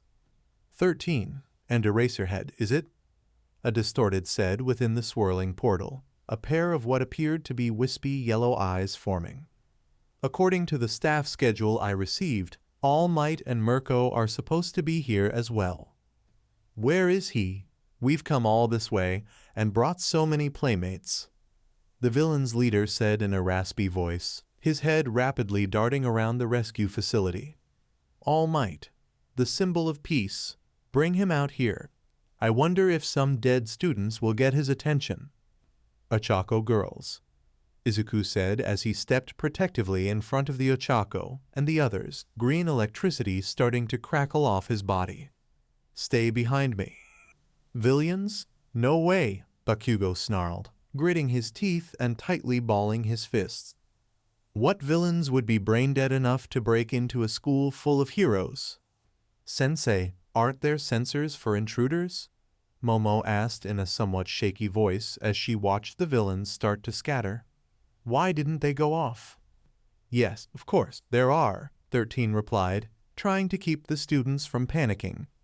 "They must have used that portal to slip past them." "Are they only here, or are they also in the main building?" Shoto Todoroki pondered as he stroked his chin, intently watching the villain's every movement. Either way, if they manage to slip past the sensors, then 13 Sensei is right. That portal must be a quirk they're using to move around.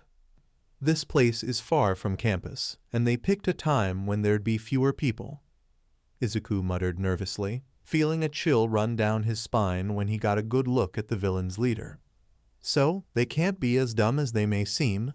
They clearly have an objective here because this appears to be a well-coordinated sneak attack. 13. Begin evacuation now, and try to contact the school. We're gonna need backup, Aizawa exclaimed as he began to unravel his scarf like bandages. One of these villains is likely jamming the sensors. There's a good chance one of them has an electric-type quirk and is causing interference. Kaminari, try using your quirk to signal for help as well.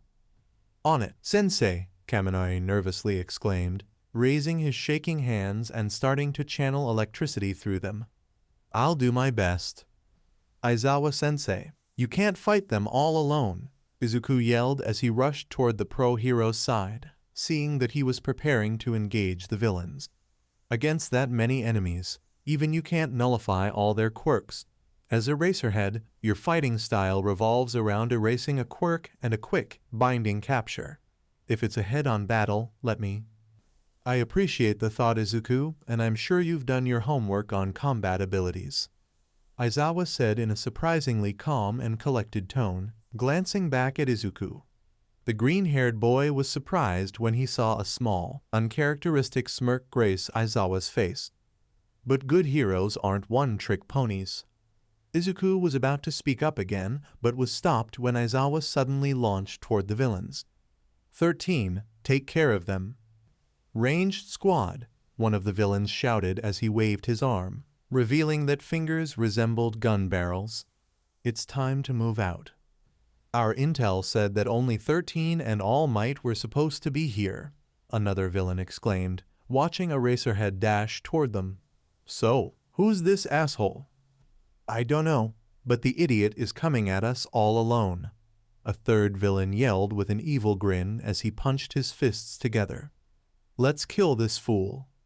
I'll take him down in one sh, the villain with the finger guns started to say, but stopped when he realized that he couldn't fire for some reason.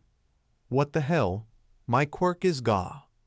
The villain grunted in pain as he was suddenly wrapped tightly in Eraserhead's bandages before being roughly slammed into the ground.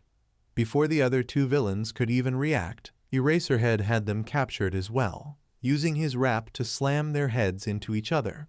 With pained groans, the three villains all collapsed to the ground in unconscious heaps as Eraserhead retracted his cloth wrap.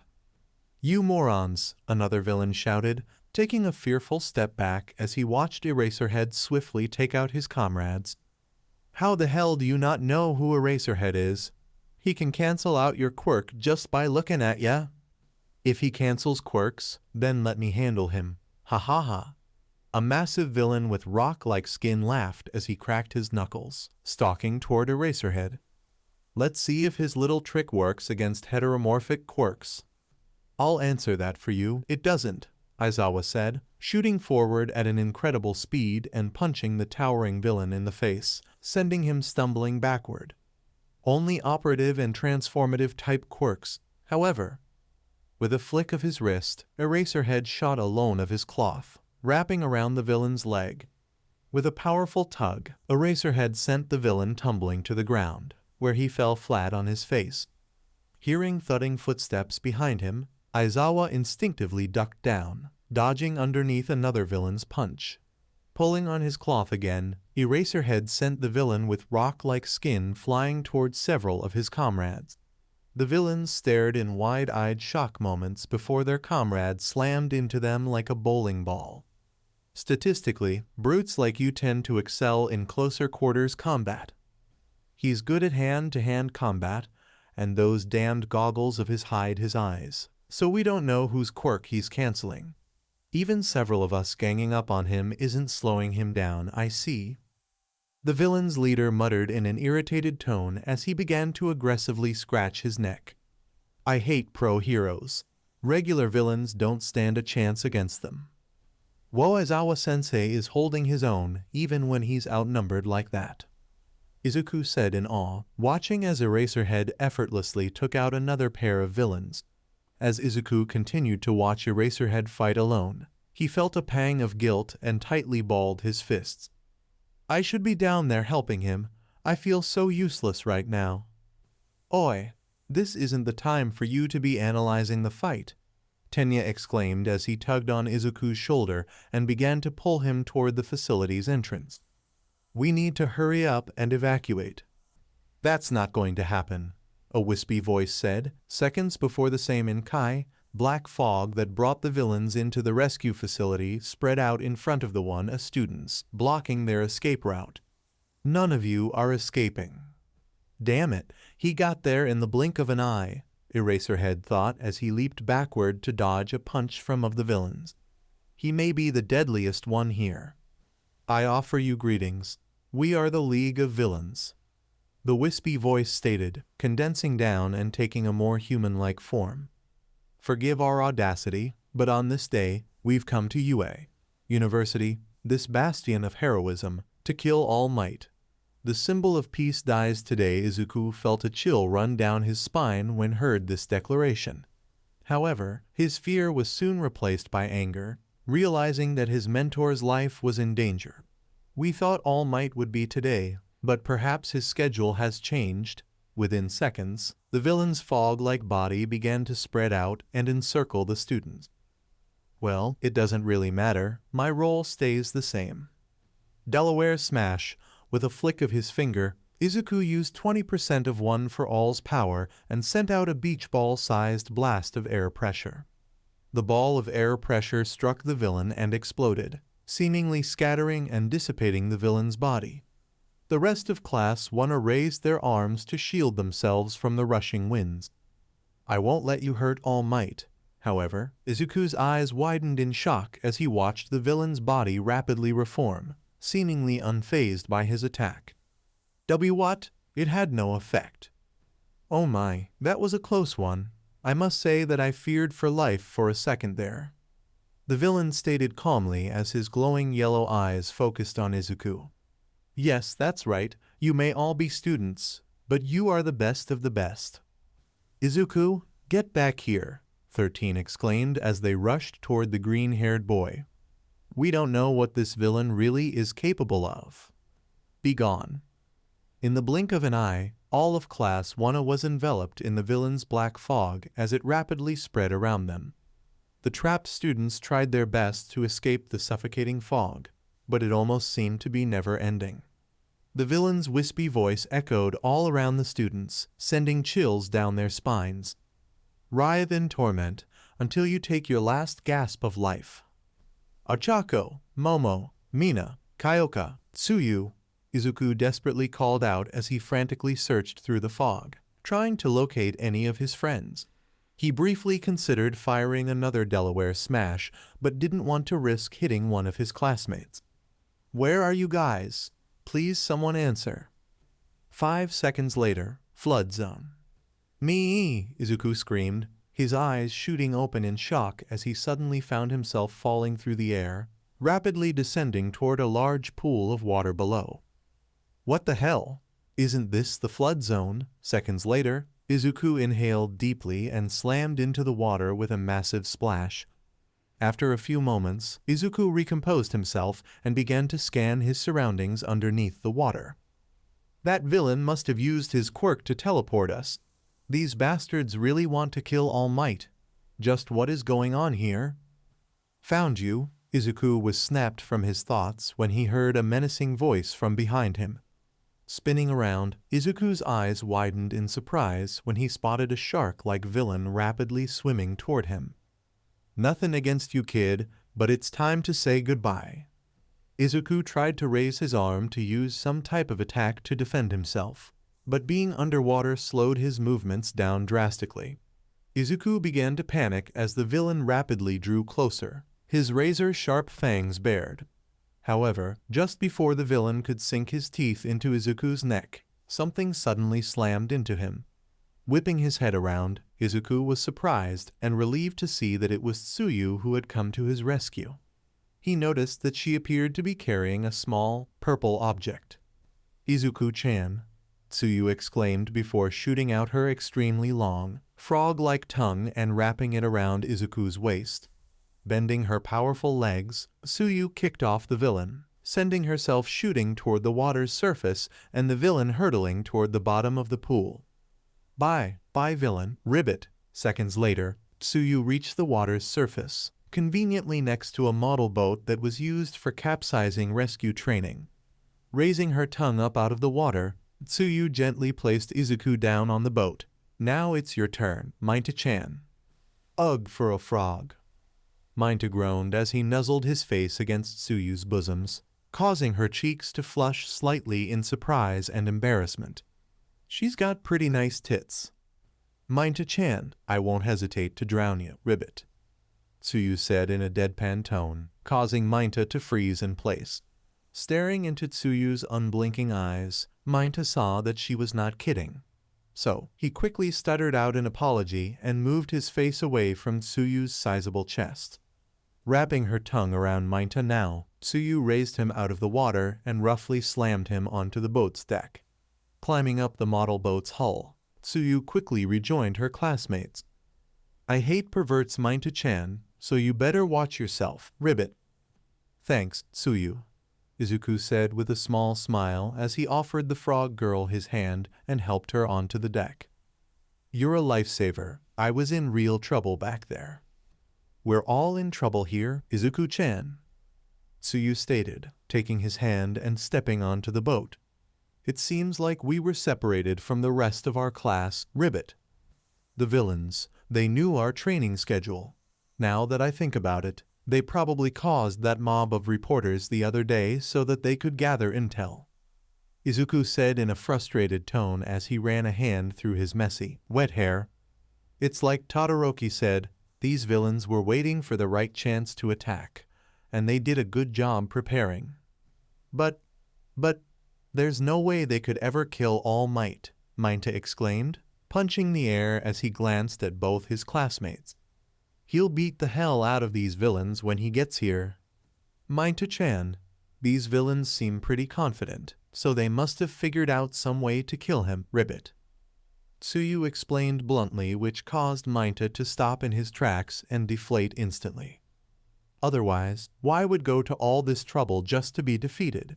I mean, it only makes sense, ribbit. That one villain even promised to kill us too after all. Who says we can even hold out until All Might and Uzejama-sensei get here, even when they do show up? Tsuyu, that's enough, Izuku said, cutting the frog girl off and placing a hand on her shoulder. Tsuyu stared down at Izuku's hand for several moments, her turning a light shade of red. Releasing a light sigh, Izuku gestured toward Minta, who was quite literally shaking in his boots. You're scaring Minta to death. You brats! Izuku and Tsuyu rushed to the side of the boat when they heard a furious shout come from the water. Leaning over the railing, they were surprised to see the shark-like villain from earlier had resurfaced. Where's that frog bitch? I'll bite her damn face off. This really isn't good, ribbit, Tsuyu said as she spotted several more aquatic villains that had now surrounded the model boat and trapped them. There's a whole school of them. So, these villains really have figured out a way to kill All Might. Probably. That must be it. This attack doesn't make sense otherwise. Izuku began to mutter incoherently, stepping away from the railing and stroking his chin. But why kill him? Because he stands up against villains? Because wants to stop evil? Because he's called the symbol of justice? As Izuku's mind raced, he began to remember the years he had spent with All Might. The good times, the bad times, the laughter and the tears. In particular, he remembered the first day he had met All Might, the day All Might picked him to be his successor. The day that had changed Izuku's life forever, sending him down the path to becoming a hero. Just the thought of losing All Might, his mentor and father figure, before he could see him become a great hero worthy of being his successor, filled Izuku with intense dread and anger. No, it doesn't matter what the reason is. These bastards are here to hurt All Might, and I can't let that happen, Izuku thought as grit his teeth and tightly balled his fists. I will stop these villains. There's no way I'll let All Might die. Izuku-chan? Tsuyu asked in a somewhat worried tone. Izuku had been silent for a few minutes, and she was afraid that the pressure of the situation had gotten to him. Are you okay? I'm fine, Tsuyu. But if there's even a small chance that these villains have a way to beat All Might, then we have to start fighting back, Izuku exclaimed in a determined tone as a large amount of green electricity began to spark off his body, his veins glowing with one for all's power. Stepping forward, Izuku glared at the villains in the water that had surrounded their boat. Climbing up onto the railing, Izuku glanced back at Tsuyu and Mainta. You saved me earlier, Tsuyu, so I'll return the favor. Leaping high into the air, Izuku made a flicking gesture with his hand and aimed at a cluster of villains. Feeling a rush of nervous excitement, Izuku felt a smirk spread across his face. Tsuyu, grab a hold of Mainta with your tongue. That boat is about to start rocking. You brats! Izuku and Tsuyu rushed to the side of the boat when they heard a furious shout come from the water. Leaning over the railing, they were surprised to see the shark-like villain from earlier had resurfaced. Where's that frog bitch? I'll bite her damn face off. This really isn't good, Ribbit, Tsuyu said as she spotted several more aquatic villains that had now surrounded the model boat and trapped them. There's a whole school of them. So, these villains really have figured out a way to kill All Might. Probably. That must be it. This attack doesn't make sense otherwise. Izuku began to mutter incoherently, stepping away from the railing and stroking his chin. But why kill him? Because he stands up against villains. Because wants to stop evil. Because he's called the symbol of justice. As Izuku's mind raced, he began to remember the years he had spent with All Might. The good times, the bad times, the laughter and the tears. In particular, he remembered the first day he had met All Might, the day All Might picked him to be his successor. The day that changed Izuku's life forever and sent him down the path to becoming a hero. Just the thought of losing All Might, his mentor and father figure, before he could see him become a great hero worthy of being his successor, filled Izuku with intense dread and anger. No, it doesn't matter what the reason is. These bastards are here to hurt All Might, and I can't let that happen, Izuku thought as he grit his teeth and tightly balled his fists. I will stop these villains. There's no way I'll let All Might die. Izuku-chan? Tsuyu asked in a somewhat worried tone. Izuku had been silent for a few minutes, and she was afraid that the pressure of the situation had gotten to him. Are you okay? I'm fine, Tsuyu. But if there's even a small chance that these villains have a way to take down All Might, then we have to start fighting back, Izuku exclaimed in a determined tone as a large amount of green electricity began to spark off his body, his veins glowing and pulsing with one for all's power. Stepping forward, Izuku glared at the villains in the water that had surrounded their boat. Stepping up onto the railing, Izuku glanced back at Tsuyu and Mainta. You saved me earlier, Tsuyu, so I'll return the favor. Leaping high into the air, Izuku made a flicking gesture with his hand and aimed at a cluster of villains. Feeling a rush of nervous excitement, Izuku felt a smirk spread across his face. Tsuyu, grab a hold of Mainta with your tongue. That boat is about to start rocking. Using 10% of one for all's power, Izuku unleashed a barrage of blasts of wind pressure. Any villains that weren't hit directly by the shockwaves of wind were swept away by the massive waves stirred up by Izuku's repeated attacks. The villains began to scream and panic as they were scattered around the pool. Back on the model boat, Mainta was hollering like a frightened child as the vessel shook around violently, being bombarded by crashing waves. With a splash, Izuku landed in the water, taking a large breath of air as he surfaced. Good. That caught them off guard and separated them. Looks like a few were even taken out already, Izuku thought as he scanned his surroundings, taking note of the remaining villains. Several of the villains were floating, unmoving on the surface, knocked out by a direct hit from Izuku's attacks. The rest were dazed and confused, trying to recompose themselves. With one for all's power still coursing through his veins, Izuku took a deep breath and dove underneath the water, swimming toward the closest villain. Time to take the rest of these guys out. What was that?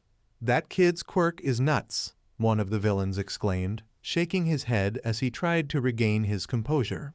Where'd that little shit? The villain was cut off mid-sentence as he was suddenly yanked underwater. Shocked by the sudden motion, the villain's eyes widened in surprise when he saw that it was Izuku who had pulled him under the water. Before the villain could even react, Izuku's fist rocketed forward.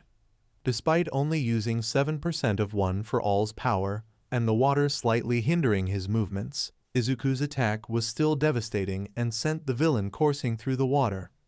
With a dull thud, the villain slammed into the pool's wall before floating to the surface, knocked unconscious. Using One for All to enhance and strengthen his body, Izuku sped through the water at incredible speeds. One by one, the villains yelped in surprise as they were pulled underwater, each of them resurfacing unconscious. Eventually, there was only one villain left, all of his comrades lazily floating around him, not moving. Shaking in fear, the villain's head darted around, frantically searching for any signs of Izuku, even ducking his head underwater several times.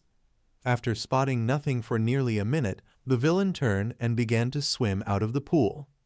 "Screw this shit," the villain exclaimed as he neared the edge of the pool. "I didn't sign up for." Just as the villain was pulling himself out of the pool, Izuku sprang up out of the water. With One for All's power flowing off his body, Izuku dropped his shoulder and rammed the villain into the pool's wall. Grunting in pain, all the air was knocked from the villain's lungs as he slammed into the wall, causing it to crack and crumble. Once the villain was down for the count, Izuku took a moment to catch his breath and scan his surroundings. Seeing that all of the villains seemed to be unconscious, Izuku made his way back toward the boat and leapt back onto the deck. With a thud, a thoroughly soaked Izuku landed next to Tsuyu and Mainta. "Holy crap, Izuku," Mainta breathed out, gazing over the model boat's railing as he spotted several knocked-out villains aimlessly floating below. "You took them all out like they were nothing." "It wasn't that hard, those guys were all lightweights," Izuku said with a nervous smile as he rubbed the back of his head and his face flushed a light shade of red. "It was harder holding back enough to make sure I didn't really hurt any of them. With my quirk, if I don't regulate my power properly, I could easily kill someone." "It was still impressive, Izuku-chan," Tsuyu said as she stared unblinkingly at Izuku. "But with those villains taken care of, we should get out of here soon in case more show up." "Right, we need to figure out what's going on and help the others," Izuku said as he wrapped an arm around Tsuyu's waist, causing the faintest blush to spread across her face, which fortunately for her wasn't noticed by the green-haired hero in training. Mainta clung to Tsuyu, wrapping himself around her leg. Using a small amount of One for All's power, Izuku briefly crouched down before leaping off the boat. In a single bound, Izuku cleared the entire pool and landed back on solid ground, setting Tsuyu and Mainta down. "All right, guys, nice job. We handled the situation pretty well." "You mean, you handled that situation pretty well, Izuku-chan, ribbit. Mainta and I weren't really any help," Tsuyu said, swatting away Mainta's hand, which had been sneakily moving toward her bosoms. "Mainta, if you try to grope me one more time, I'm throwing you back into the pool." "Sorry, ha, Mainta muttered as he chuckled nervously, shrinking away from Tsuyu's unblinking gaze. I just can't help myself sometimes." "So, what's our next move?" Tsuyu asked, turning back to face Izuku. "We can't just stand around and do nothing." "Right. For now, calling the other pro-heroes for help is our top priority," Izuku said as he stroked his chin, his brow furrowing slightly. "We should probably follow the outer wall and try to find an exit, avoiding the main plaza altogether." "Sounds like a plan," Tsuyu said, gazing toward the central plaza as she spotted Eraserhead fighting against a large number of villains. "Looks like Aizawa-sensei is drawing a lot of the villains to him." Izuku said nothing for several moments as he watched Aizawa continue to fight off the villains, his movements seeming to be slightly labored and sluggish. There's just too damn many of them. Aizawa-sensei still seems to be holding his own, but it's too much for even a pro hero like him. But he knew that, and jumped in to protect us anyway. Huh? Minta said, whipping around to face Izuku as he began to tremble slightly. I know you're strong, Izuku, but please don't tell me you're that stupid. No, I'm not suggesting we jump right in and fight.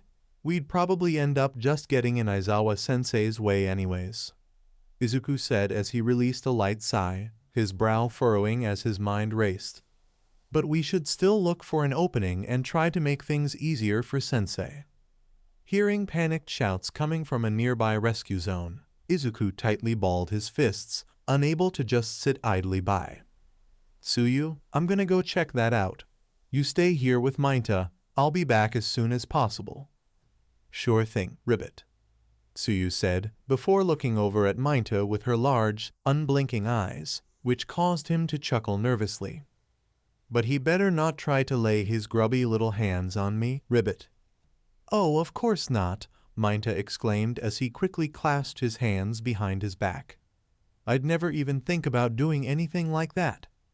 Okay, I'll be back, guys, Izuku said, green electricity crackling off his body as One for All's power coursed through his glowing veins. Sending out a small shockwave, Izuku leapt toward the sounds of screaming. Ochako, Momo, Kyoka, I hope you're all still safe. Same time, landslide zone. Divide and conquer, huh? Todoroki muttered as he let out a long exhale, his breath visible in the chilled air. In front of Todoroki, the entire area was completely frozen, with almost a dozen villains completely encased in ice. It's probably rude for me to say this, but it's hard to see you guys as anything more than thugs with quirks you can't even use properly. Why, you bastard, one of the villains who was only partially frozen managed to say, his teeth chattering and body shivering wildly. As soon as he warped here, he took us all out. Is he really a student? The villain's eyes widened in fear as he watched Todoroki approach him. Wait, you don't have? Shut your mouth for a minute, Todoroki said as he gripped the villain's chest, slowly starting to freeze the rest of his body. So, these guys want to kill All Might. They seemed dangerous at first. They'd use their numbers to overwhelm him. But after fighting these lowlifes, they're here to keep the students busy. They're nothing but cannon fodder. As far as I've been able to tell, there are only about 4 or 5 individuals that are actually dangerous. Letting out a light sigh, Todoroki stopped freezing the villain, ice stopping just at his throat, and sat down in front of him. Pretty soon your skin will start to decay from frostbite. But I'm trying to become a hero, and heroes don't do terrible things like that. So, what makes you guys think you can kill All Might? Start talking fast. You don't have much time before you start losing fingers and toes. Same time, mountain zone. Holy shit, Denki exclaimed, ducking underneath a powerful punch from a towering villain, barely managing to avoid it. Scrambling forward, Denki quickly joined Kyoka and Momo, his only allies, as they were surrounded by a large group of villains. God damn, my whole life just flashed before my eyes. Who the hell are these guys? What are they doing here? TCH, we can worry about that later, Kyoka said as she took several steps backward, her back soon pressing up against Momo's. We need to figure out how to get away from these guys. Whipping around, Kyoka turned to face Denki. Oi, your quirk is shooting lightning, right? Can't you just fry these assholes to a crisp? Weren't you paying attention during our battle training? You were my damn partner, Denki shouted, before leaping over another villain's attack. I can only cover myself in electricity. Sure, I can discharge it, but I have pretty much no control. You both would be caught in the crossfire. Reaching up, Denki tapped the device on his ear. I'm trying to call for help, but my transceiver is being jammed. Do you get that? You can't rely on me here. I'm relying on you guys. You can rely on me instead. The 3 UA students were shocked to hear a new, familiar voice call out from overhead. Looking up, They were all surprised to see Izuku launching toward him, green electricity coursing off his body. Smash! With One for All's power flowing through his glowing veins, Izuku slammed his fist into the ground, sending several of the villains flying backward. Before the dust even began to settle, Izuku pounced on the nearest villain, hitting him with a 5% power punch. The villain was knocked unconscious, his body motionless on the ground. Kyoka, Momo, and Denki watched as Izuku sprang toward two more villains, immediately taking them both out with devastating attacks. However, Kyoka's eyes widened in surprise when she spotted another villain with a knife in his hand creeping up behind Izuku. Reacting quickly, Kyoka plugged her earphone jack into special speakers that were in the boots of her costume, sending out a deafening shockwave that stunned the villain. "That's for the assist, Kyoka," Izuku exclaimed with a grin, giving Kyoka a quick thumbs up before he hit the stunned villain with a spinning kick, sending him flying back. Ducking underneath a wild punch from one of the large villains, Izuku hit him with a powerful uppercut, lifting the criminal off his feet. Quickly whipping around, Izuku groaned when he spotted several more villains charging toward him. "Damn, these guys are endless. Come on, we have to help Izuku." After quickly spinning the staff, Momo bashed one of the villains in the head with it. "How dare you attack us during our training exercise?" "I've got your back, Momo," Kyoka yelled, unleashing another sonic blast and stunning a group of villains that were going after her friend. Rushing forward, Kyoka grabbed one of the villain's heads and kneed him in the face, sending him falling backward. Before focusing on the next villain, Kyoka saw that Denki was just standing around and doing nothing. "Oi, Lightning Boy, help too, damn it." "Why yeah," Denki nervously shouted as he rushed toward the closest villain, electricity crackling off his hands. Reaching out, Denki pressed his palms against the villain's chest, zapping him with a massive amount of electricity. The villain roared in pain and convulsed violently as electricity flowed through his body. After a few more moments, the electricity died down and the villain collapsed to the ground, his body smoking slightly. Wiping some sweat off his brow, a smirk spread across Denki's face as he rested his hands on his hips. "Can't let the girls show me up." "Pay attention," Izuku exclaimed, dashing past Denki in a green blur and tackling a villain that was charging toward him. Straddling the villain's waist, Izuku hit him in the face with a devastating punch. Quickly getting up, Izuku whipped around to face Denki. "There are still villains left, stay focused." "I can do that. I'll show you guys how strong I really am," Kaminari yelled as he tightly balled his fists and hunched over slightly. Izuku's eyes widened, watching as a massive amount of electricity began to crackle off Denki's body. Knowing what was likely about to happen, Izuku quickly scanned around and spotted Kyoka and Momo, both girls still fighting off other villains. "You guys should probably get to cover." "Damn it, gotta move fast," Izuku thought, cranking up One for All's power to 20%. Denting the ground as he took off, Izuku launched forward at a blistering speed and scooped up Kyoka and Momo, surprising both the girls and the villains they had been fighting. Before Momo and Kyoka could even question what was happening, Izuku hid the three of them behind a large boulder.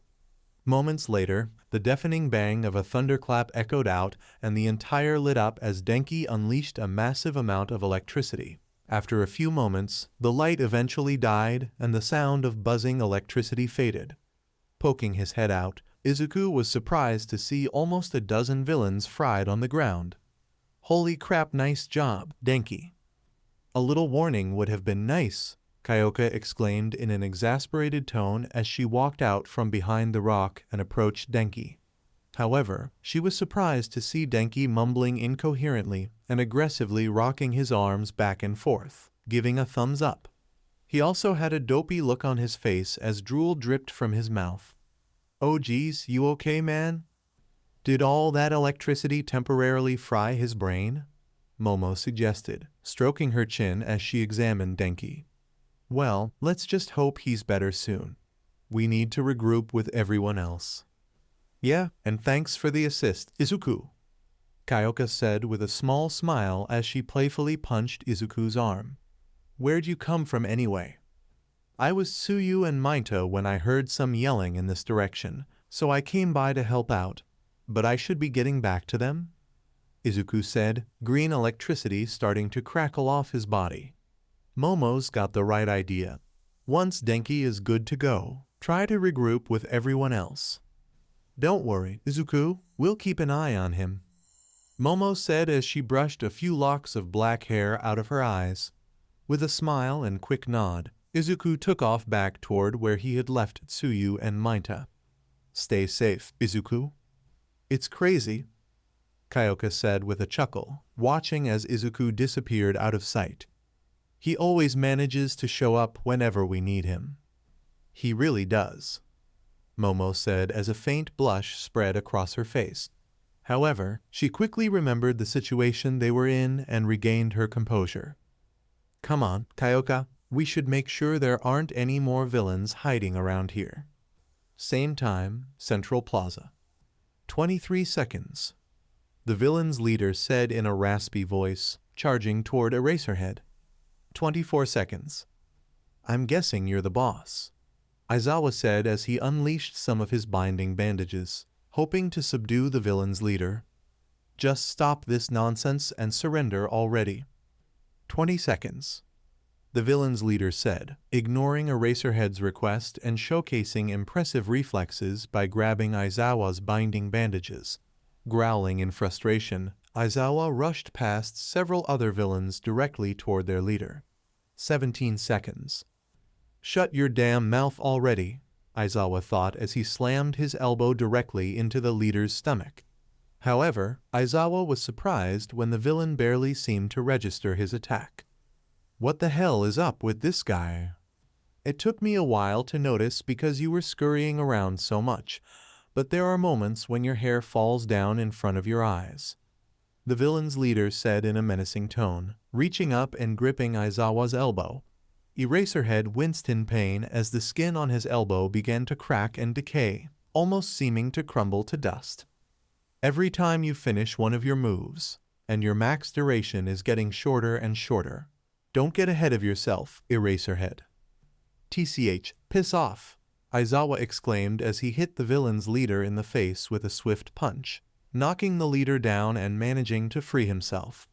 Hissing in pain, Eraserhead quickly leapt back, trying to put some distance between himself and the villain's leader. As he moved away, Aizawa avoided attacks from 2 more villains before quickly taking them out. What the hell is that guy's quirk? My elbow was disintegrating back there.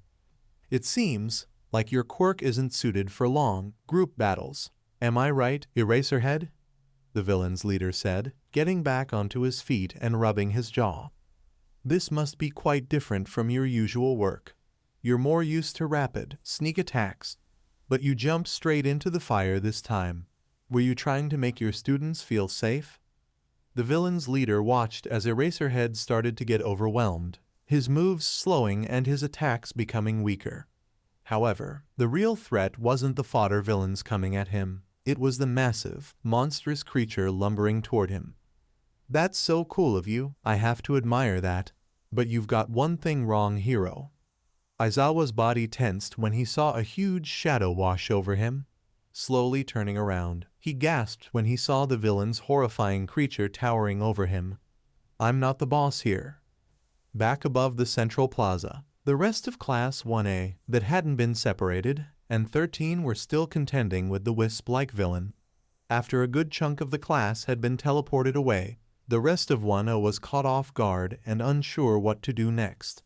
13 did their best to keep the villain at bay, but with Eraserhead busy with the other villains, they were on their own. 13. If I remember correctly, you're a hero specializing in disaster relief, the wispy villain said as his body began to swirl and expand. And you can't measure up to even the most basic heroes when it comes to a fight. 13 was so focused on the villain in front of them that they didn't notice the swirling, black portal open up behind them as their position seemed to change, which was actually the hero's own black hole. The students of 1A tried to warn 13, but their shouts were too late. In the blink of an eye, The entire back portion of 13's costume had been torn away and sucked into the black hole.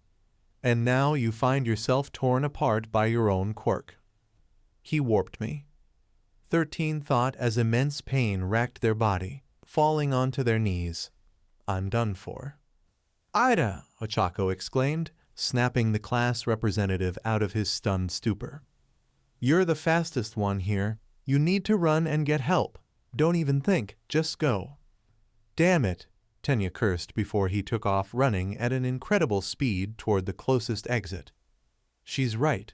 We need to alert the other pro heroes and get more backup. My dear lost children, resistance is futile. The wisp-like villain said as his body began to swirl and dissipate once again. We merely need to stall until All Might appears, but we can't any more heroes interfering. Suddenly, the villain materialized in front of Ida, aiming to transport him somewhere he couldn't cause any problems. It would be quite bothersome if more of your teachers showed up. Shit, everyone is counting on me, Tenya thought, rapidly approaching the swirling portal, but because of his blazing speed couldn't veer out of the way in time. The whole class, it's up to me. I can't get caught here. Don't stop, Ida, Shoji exclaimed as he grabbed the wispy villain and encased him in his web-like arms. Move quickly. Damn, Ida grunted, dashing past Shoji and the villain, putting a large distance between them in mere seconds. Everyone, just hold on a bit longer. Same time, with Bakugo. TCH, I think that's finally all of them, Bakugo said as he panted lightly, smoke bellowing off his hands. Kirishima stood next to Bakugo, with both heroes in training surrounded by several unconscious villains. Bunch of degenerate assholes. Nice job. Now we should hurry and help the others, Kirishima said, letting out a long exhale and wiping some sweat off his brow. If we're still here, then everyone else is still probably in the facility. I'm worried about our classmates who don't really have strong combat abilities. Not to mention, 13 Sensei probably has their hands full because we rushed ahead like that. None of this would have happened if we had just let them suck in that misty bastard. As men, we have to take responsibility. If that's what you want, go right ahead, Bakugo said as he glared at Kirishima, his red eyes narrowing dangerously. I'm gonna blow that guy who warped us away to pieces. Even at a time like this, you're still gonna pull that immature BS, Kirishima said, clicking his tongue as he rubbed the back of his head. Besides, you saw when Izuku attacked that guy, normal attacks don't work on him. Shut the hell up, Bakugo growled as he angrily crossed his arms over his chest. He's how those bastards infiltrated this place. If we take him down, they'll have nowhere to run. And it's not like I don't have a way to beat him. Yes, you idiots, keep talking and let your guard down, a villain who had managed to remain hidden thought, charging toward Bakugo with a knife drawn. I'll gut you. Bakugo thought as he suddenly grabbed the back of the villain's head and slammed him into the ground, before blasting him with an explosion. If all they're sending against us are these weak idiots, we should be fine.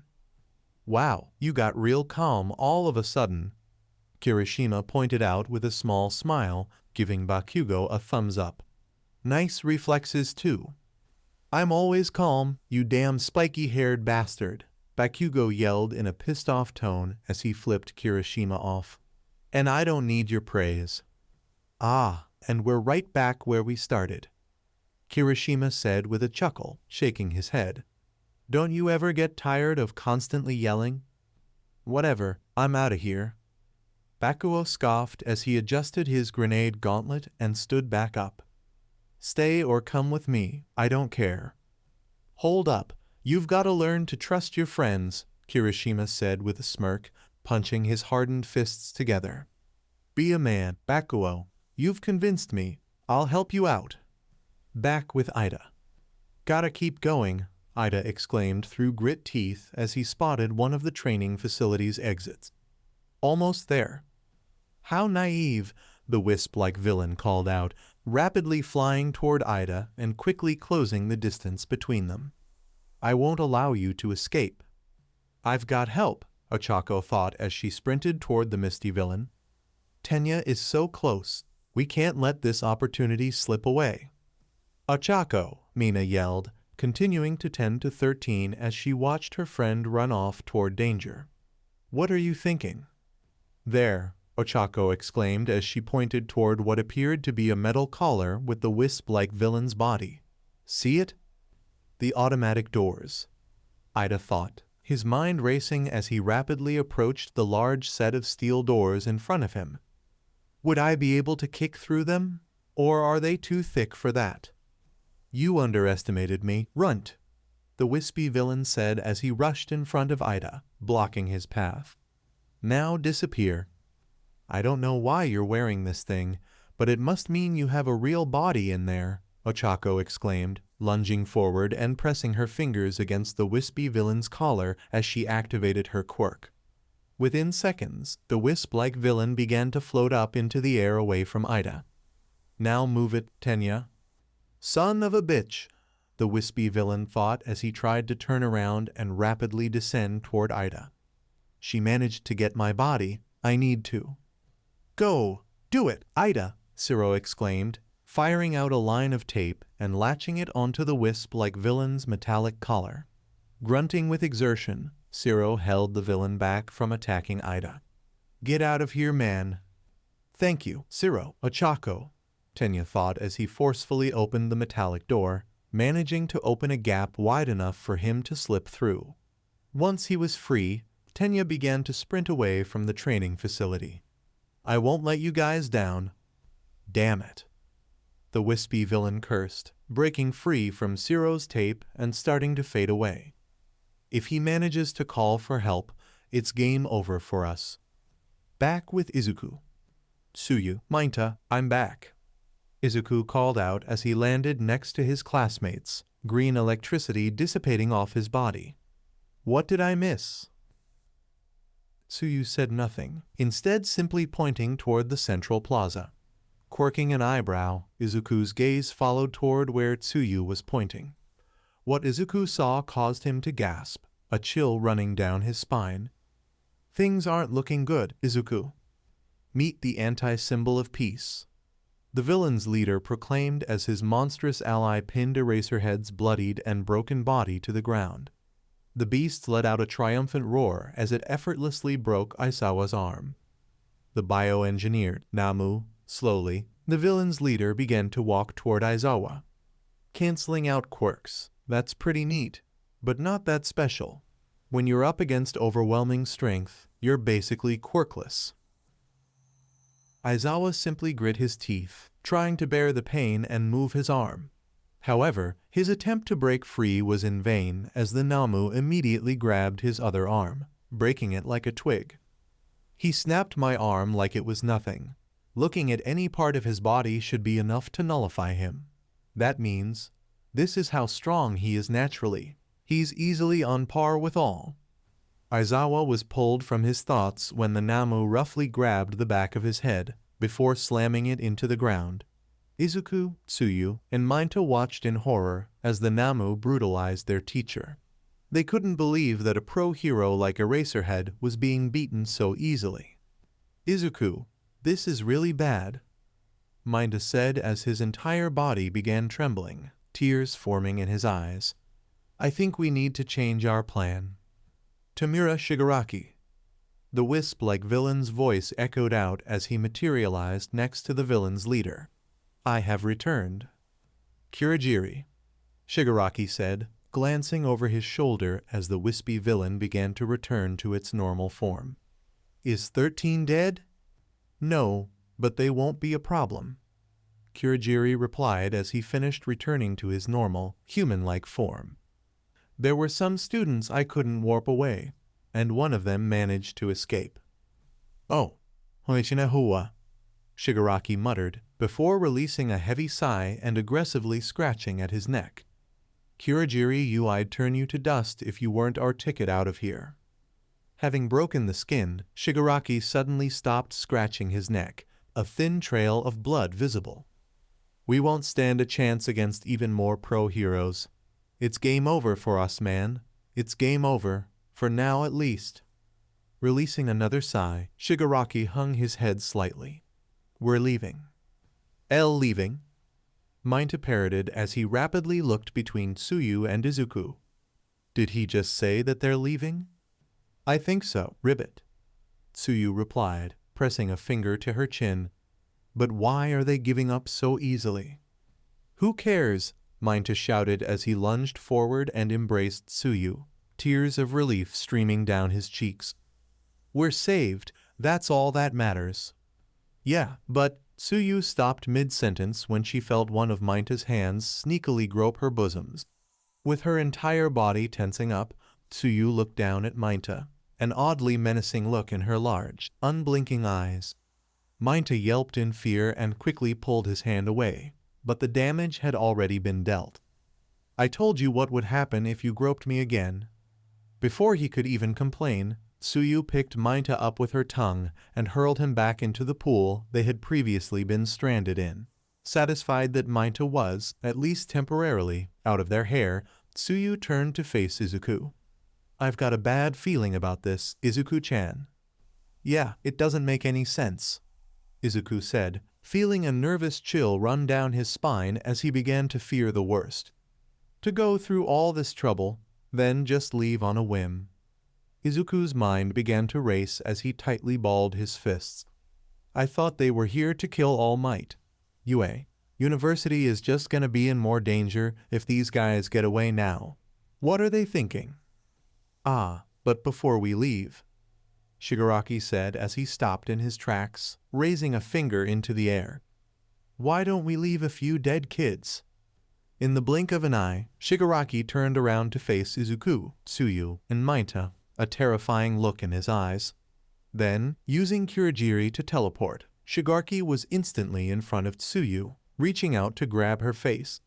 Having witnessed what Shigaraki's quirk did to Aizawa's arm, Izuku knew that if he grabbed Tsuyu it would be deadly. Without a moment's hesitation, Izuku activated One for All, and quickly pushed Tsuyu out of harm's way. Izuku felt his life flash before his eyes as Shigaraki's hand was less than an inch away from his face, and he braced himself for the worst. However, as Izuku felt Shigaraki's fingers press against his head, he was surprised when nothing seemed to happen. Shigaraki said nothing for a few moments, before releasing a light sigh. I was serious before. You really are cool, Eraserhead. What? Izuku thought as he took a shaky breath, looking past Shigaraki and spotting Aizawa, who was still within the Namu's grasp. Eraserhead had managed to find an opening and had activated his quirk, neutralizing Shigaraki's own quirk and sparing Izuku's life. Izuku watched in horror as the Namu slammed Aizawa's face into the ground once again. Knowing he had to do something, Izuku took advantage of Shigaraki being momentarily distracted and sprang into action.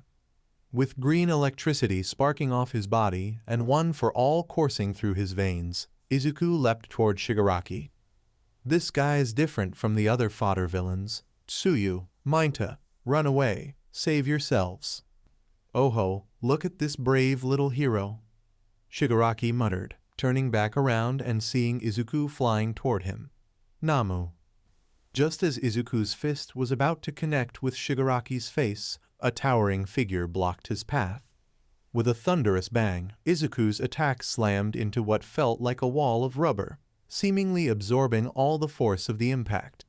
Izuku knew that he definitely didn't hit Shigaraki. Looking up, his eyes widened in shock when he saw the Namu's menacing, monstrous face staring back at him. Looking into the disgusting creature's dead eyes, Izuku felt a chill run through his body. Holy hell! When did this thing get in front of me? Izuku thought as he stared when his smash hit, noticing that it didn't even appear to leave a mark on Namu's skin. I know I wasn't using full power, but it doesn't look like my smash worked at all. What the hell is this thing? Is this how they intend to kill All Might? That move you just pull off, quite flashy, reminds me a lot of All Might. You a fan of his? Shigaraki asked, as he stared intently at Izuku, almost seeming to analyze. However, after a few moments, Shigaraki sighed and shrugged his shoulders. Well, whatever. Tear him to pieces, Namu. Oh shit, Izuku thought as he instantly cranked up one for all's power, preparing to attack Namu again. However, before he could move, Namu lashed out and grabbed his arm. No, no, no, I need to do something, fast. I need to help, Izuku-chan, Tsuyu thought, flicking out her tongue in an attempt to try and pull Izuku away from the Namu. He's always saving me, it's time I saved him. But before the situation could escalate any further, the doors to the training facility suddenly exploded open.